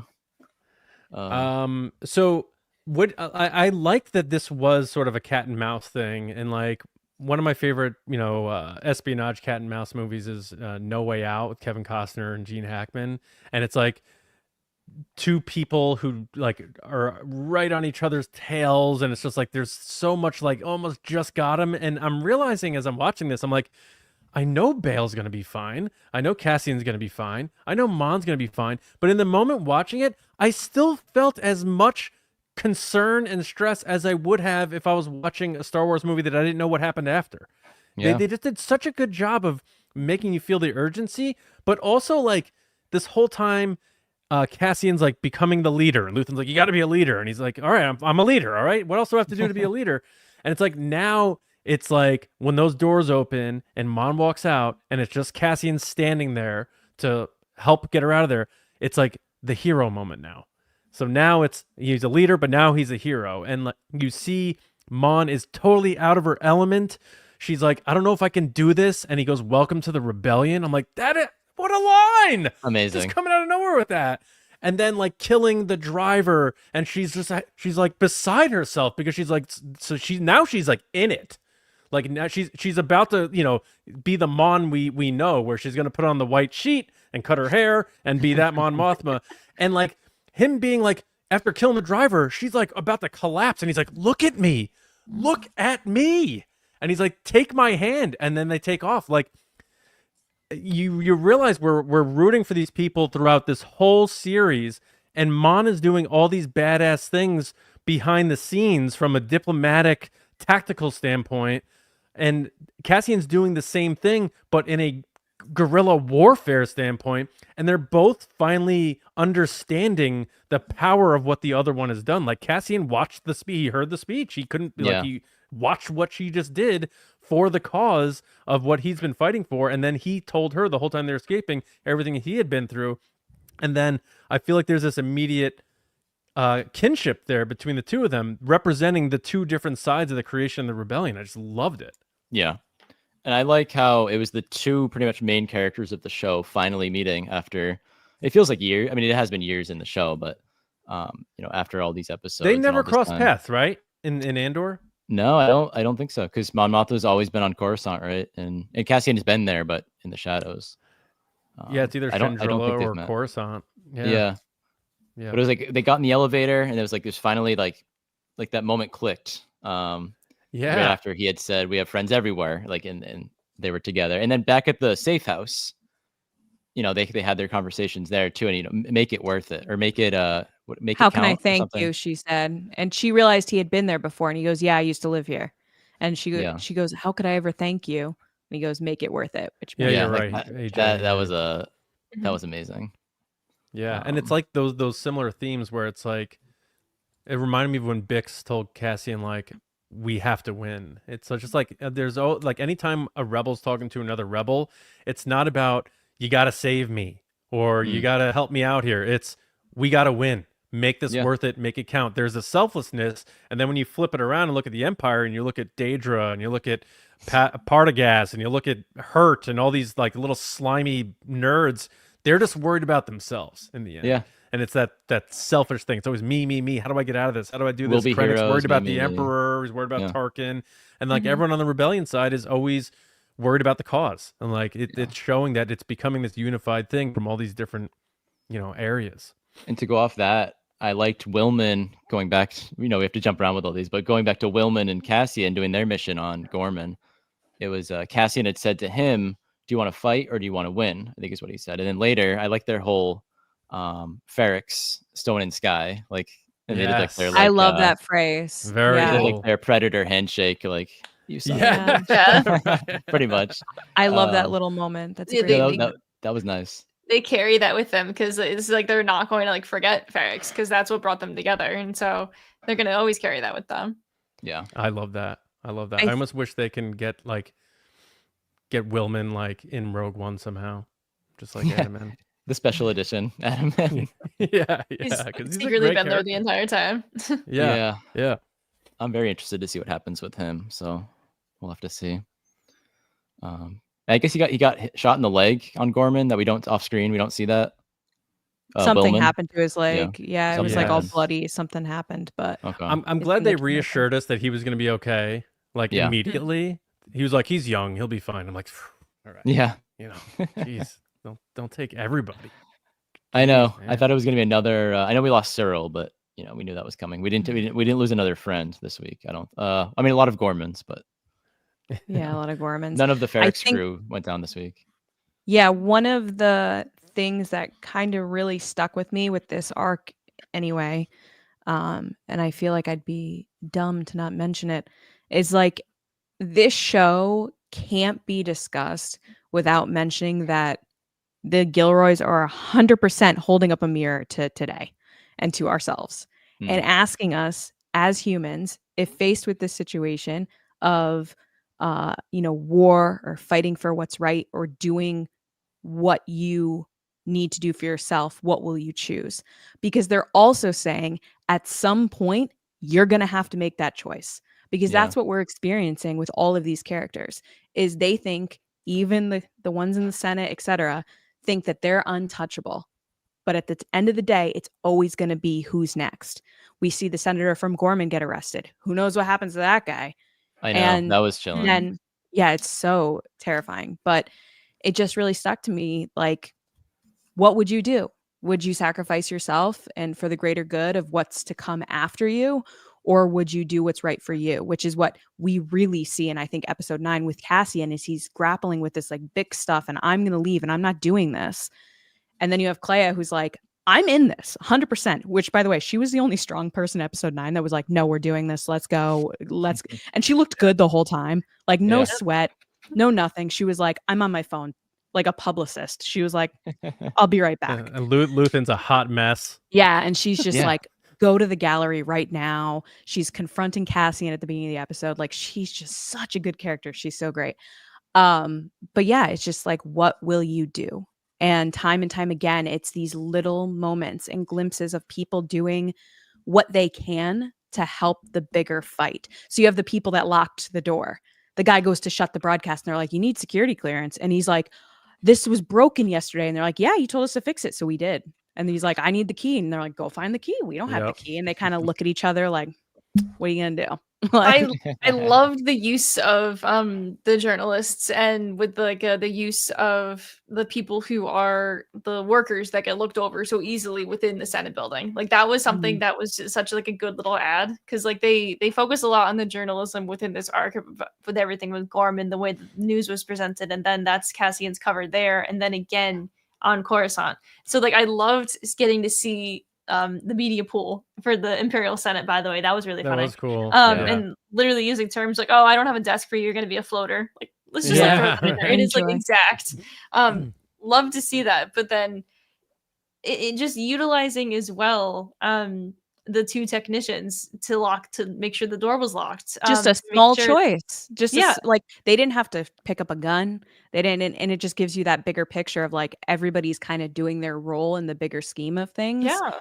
And it's, speaking of technology, I did laugh this episode at how janky the Empire's listening device was, because compared to Clea's, who's like on the bottom of the art thing and it like blends in perfectly, you wouldn't even know it's there unless you're scanning for it. Like it's built into the art piece.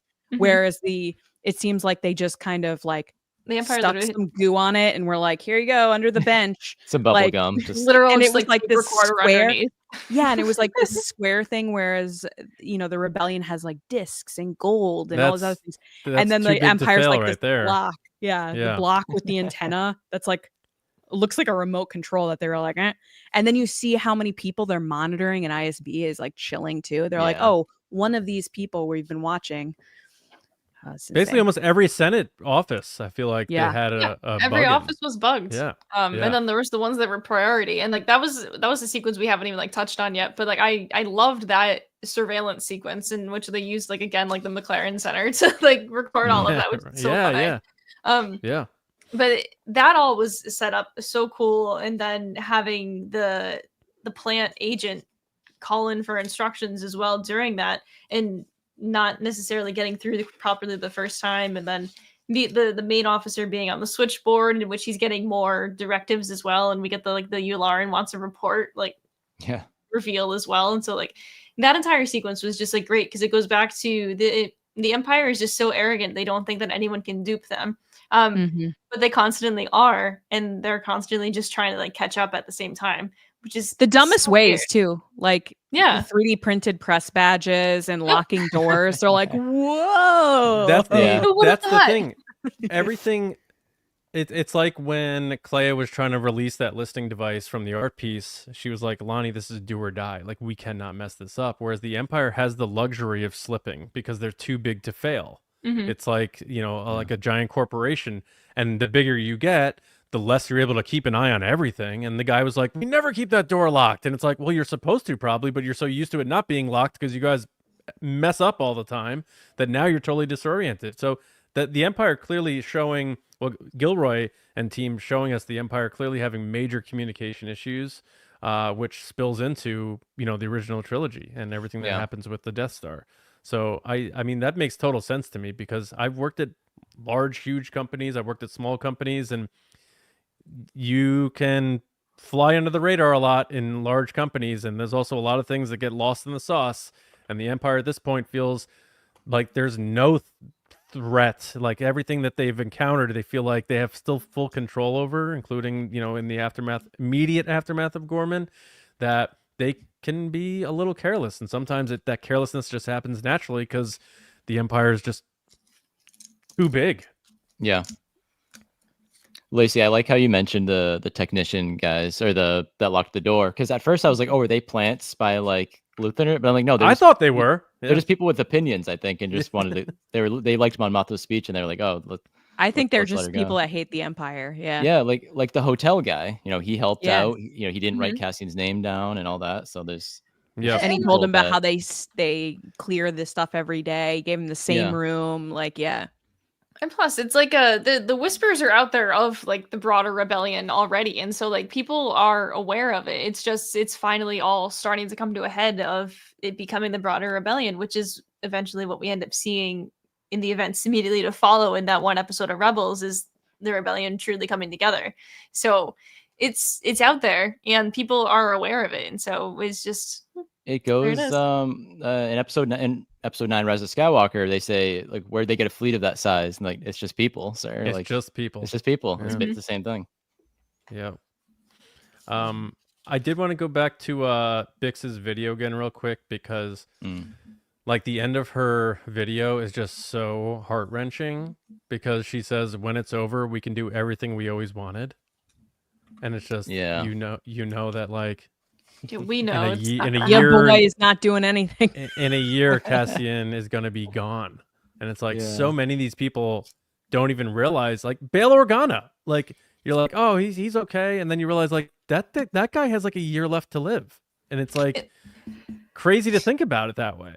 That was also like a really tough to stomach scene of him speaking to Bail speaking to Mon, of telling her, you're the one that needs to be going to Yavin because I need to stay and still give this front here. And he'll eventually join. And it's just like, yeah, but when he comes, it's not really going to be that long of a time being there. And so that just makes it hurt so much more, like knowing that it's not going to be that long of a time for him.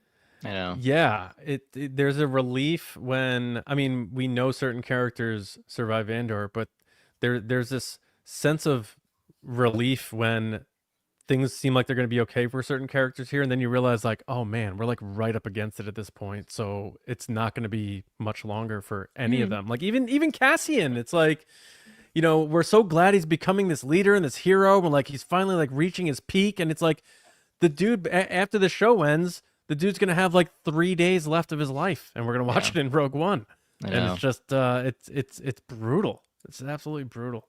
I do want to mention this comment from Galactic Curator Kendall. What up, man? He said, I thought the Bix video was amazing because most other shows would have killed her to motivate Cassie, and instead of showing her having the strength to leave him to keep going. I 100% would agree with this. Absolutely. As the girl that's always fighting against killing characters for no reason, or like driving, oh, well, this person died, so then this person can move forward. Like maybe just let them leave. It's a different kind of loss, and it also shows the strength of Bix as well, of making the choice to be, hey, I am the distraction for you, and I am going to be safe if I remove myself and go somewhere else and protect myself, and you will be fine doing your own thing, at least believing that. And it shows how much she's grown, and it shows just how much that she cares about the cause in general. Not everyone has to die. Can we say that out loud in pop culture? Not everyone has to die. The story doesn't end with the person dying necessarily. Although, Lacey, I think both you and I predicted Bix was going to die in this series, didn't we? So I did, but you know what? I'm glad she didn't. I would have been pretty upset too if they had done that, especially after everything she's been through. Just to do that, like in this season alone, and then season 1 with all the torture. Like she's a great character, and I'm glad she was able to make that. Yeah, exactly. Let her have a win. Yeah. And I like that she has the hope. It's not, you know, earlier in the season when, you know, she's taking drugs to cope with her trauma, she's telling Cassian, like, we need to win. And now her last parting words to him are a hope that they are going to win, because she says, when it's all over, we can do everything we always wanted. Like I don't think that's just her saying that to make him feel better. I think she really believes that she is going to see him again, and that they are going to have their peace and their life together after they win this war. And that's what makes it hurt more for me, is I really genuinely think she believes that. And I think that's sort of spirit that whole Ferrex crew sort of always had. There was this hope, but also this confidence that they are going to, there's no other option. It's like the Clea thing I said before. There's no other choice. We have to win. It's not we're going to do our best, we're going to hope for the best. It's like, we have to win. This has to happen. Yeah. So I think her already thinking about that future and saying that to him, it doesn't help him at all in that moment. He probably forgot that she even says it, but it hurts that much more knowing that she believes that they're going to have that again. And we know that they're not. Something I liked, I see someone in the chat mentioned as well that I just remembered, was I noticed in the episode when Mon Mothma asked Bail if she trusts the people, it was just like the line in Rogue One with Mon asking Bail, like, do you trust her with my life? And Bail was, with these guys was kind of like, I've never met him, but you know. So that was a nice little parallel. Point. Oh yeah. But Luthen refers to Cassian sort of that way. When he tells Mon, he's like, I have someone I can trust and whatever. He's never and failed me or something. Yeah, he said something like that. Trust is so valued in this show, and they Yeah. don't just throw the term out loosely, Mm. which is important. Yeah. We do have some super chats. Did we want to get to those at all? Let's get to those and then maybe some final thoughts. Sure. And we'll hop on So in. first up is Roger 5171. What up? They said Cassian said that the only special thing about him is luck.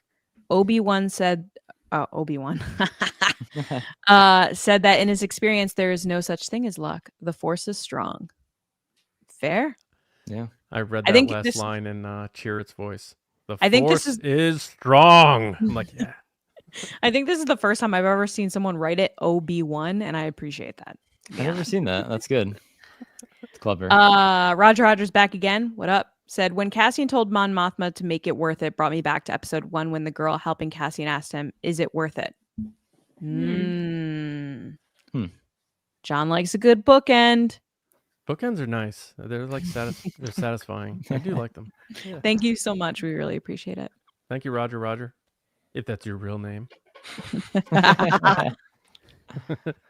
All right. So final thoughts. Let's start with the Holonet Marauders. Jamie, any your final exit thoughts, at least on the TRB edition of BBY2? I loved that we got the K2 intro. We barely scratched the surface of that, but we got the intro of Cassian. It's just like, oh, poor guy. Let's save him. and then the rebels fix him up, and then we get the whole please don't kill me.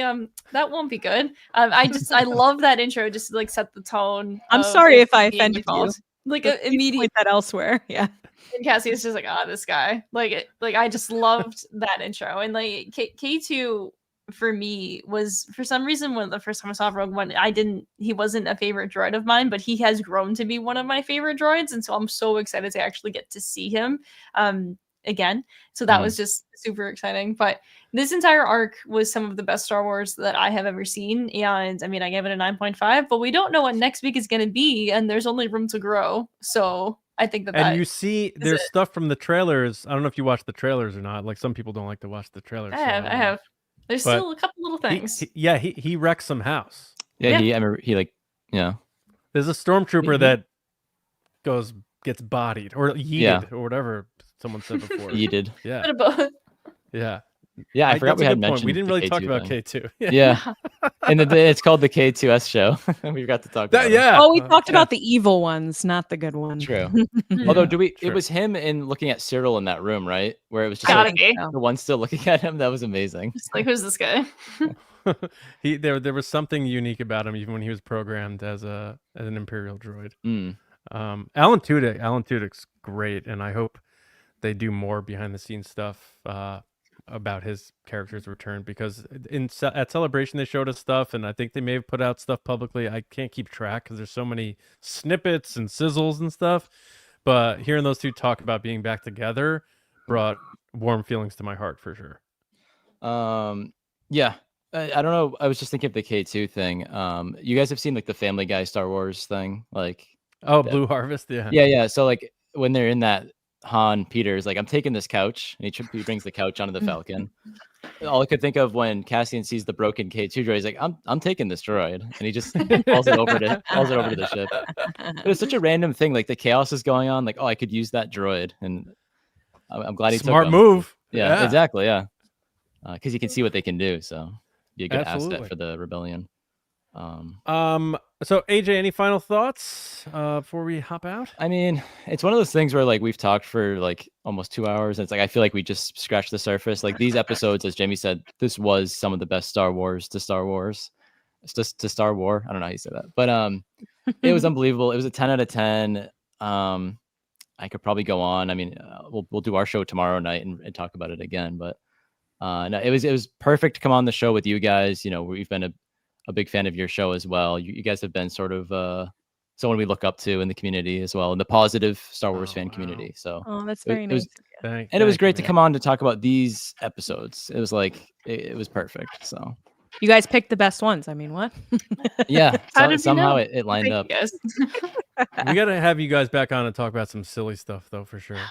Yeah. No, definitely. That's our wheelhouse. I mean, we love talking about the shows, but it's like when we can get loose and funny, it's Yeah, can't yeah. really get too the humorous Skeleton with these. Crew, yeah, was a very serious episode that we spoke about on your show. I think it was the French one. Yeah, we're always talking about French rebellions. So Yeah. We'll see you next time when Ahsoka gets into the French quarters of Peridia. yeah, I'll be ready for it. I see Terry in the chat. I keep calling out people in your chat, but I wore Boston just for John. I should have wore a Red Sox thing, but we're not playing so hot right now. So Celtics lost tonight, so not too thrilled about that. But Yeah, the Yankees bullpen is. If the Yankees bullpen was the rebellion, the Empire would squash them immediately. So, Lacey, any final thoughts on the Andor before we get into our plugs and goodbyes? Yeah. So the thing about Star Wars in general is that everybody kind of has different perspectives and experiences and connections with it and things that they love.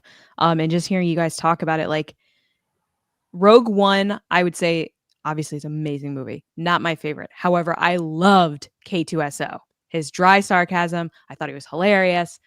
The best thing from Rogue One. It was my opinion. So it's interesting to hear that you were like, oh, he was fine. It's just like my favorite thing about Star Wars. No, it's my favorite thing. I love hearing stuff like that. And then going into this series, season 1, I was like, it's good. Like, it's Star Wars. I enjoy it, but it wasn't hitting as hard as this season is. This season has surprised me in ways that I never thought I'd be surprised and made me feel things for Star Wars that I didn't think I would feel. Heartbreak, tragedy, anxiety, so much anxiety. And then, these moments and glimmers of hope and uplifting and kind of inspiration that you're like, oh, there are good people in the world. Because the real world sucks sometimes, and seeing things get kind of reflected back on you in a fictional universe, you're like, come on, please. But to know that the good guys ultimately win is nice to know. But then also with this arc in particular, by the end of 9, the good guys do get a win. They do get ahead. And I think that's probably why 9 is my favorite episode of the series, is like you just see this like very Star Wars-y, Han Solo-esque, like everything seems to work out for some reason, but it does plan. And I just can't wait for everyone to see where the story goes next. Everybody knows that John and I have seen the rest of the season, so we can't go into speculation, which I apologize. Some people have reached out and been like, I miss you guys speculating. It wouldn't be fair for us to speculate. I'm so sorry. But all I can say is that you're going to love it. And this is something I think that every time I go back and watch it, it's going to mean more and more to me. I'm on like my second or third watch of just this arc.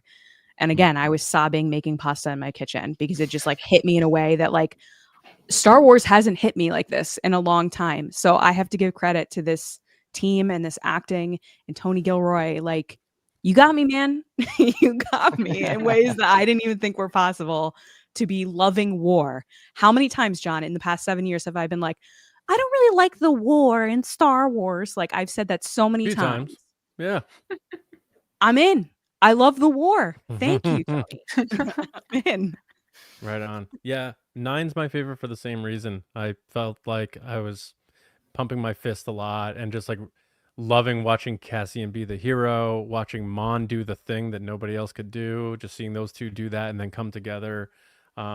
Everything about 9 wouldn't be as good without what happens in 7 and 8 too, which makes this show so great because everything feeds into the next countdown to the Battle of Yavin. So thank you everybody for listening and watching and being a part of TRB. These are longer episodes because we're talking about 3, and not just 3 episodes, 3 very nuanced, heavy narrative Insane Star Wars, to which Tony Gilroy said, I feel bad for the podcasters, as you should, sir.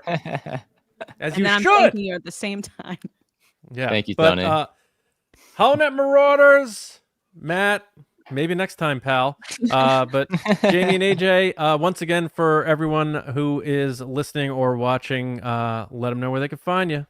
Yeah, thank you guys so much for having us. So you can find us everywhere on social media just at Holonet Marauders. And then on YouTube, we stream weekly when there's shows in season. So just YouTube, Holonet Marauders. Otherwise, we stream pretty much bi-weekly after that, doing tons of Star Wars randomness, nonsense, silliness, our favorite little bits of it. And that's it. Yeah. Awesome. Lacey, where can people find you? People can find me on social media at Lacey Gillerin and on TikTok at It's Lacey Gillerin. Right on. For me, Blue Sky is my main joint right now, unless you want me to hear me do hate posting about baseball. I'll still do that on X once in a while. And for TRB podcasts everywhere, the Resistance broadcast. And just so everyone knows, Nerdy and Nice is coming back on Monday. It's been a month off for that. But we're going to get out of here. It's been a long show. Yep. We are not doing an episode next week. Oh, yes. That's a great point. It's kind of important. We are not reviewing the final arc next week. We are going we're doing it in 2 weeks. The week after. Yeah. With a special guest. Oh, big tease. It's not like an actor from Andor or anything. So like, it's not an actor from Andor. It's Matt from Holonet Marauders. Cool. Calibrate. Yeah, it's Matt from Holonet Marauders. Yeah. Could you imagine if that's? Oh my god. He didn't tell us. That'd be a nice twist. Yeah. No, we're going on a bit of an adventure next week, so we're going to be doing it the week after. The week after, Very so it'll be the 21st. We'll be doing the finale. And calibrate your expectations. It is not Diego Luna. It is not Alan Tudyk. It is not Genevieve O'Reilly. Okay, but it's someone really awesome. So that's all you need to know. Right. Right. All right. That is it for us. Jamie, AJ, thank you guys so much. You guys are amazing. I can't wait to hang out with you guys again. Hopefully at a future celebration too, share a pint with you guys. But thanks so much for coming, and for everybody for listening and watching in the chat, participating. Thank you so much. We hope you're enjoying Andor as much as we are, and we'll see you in 2 weeks to talk about BBY1. So until next time, from us here at the Resistance Broadcast and the K-2S show, we'll see you around, kids.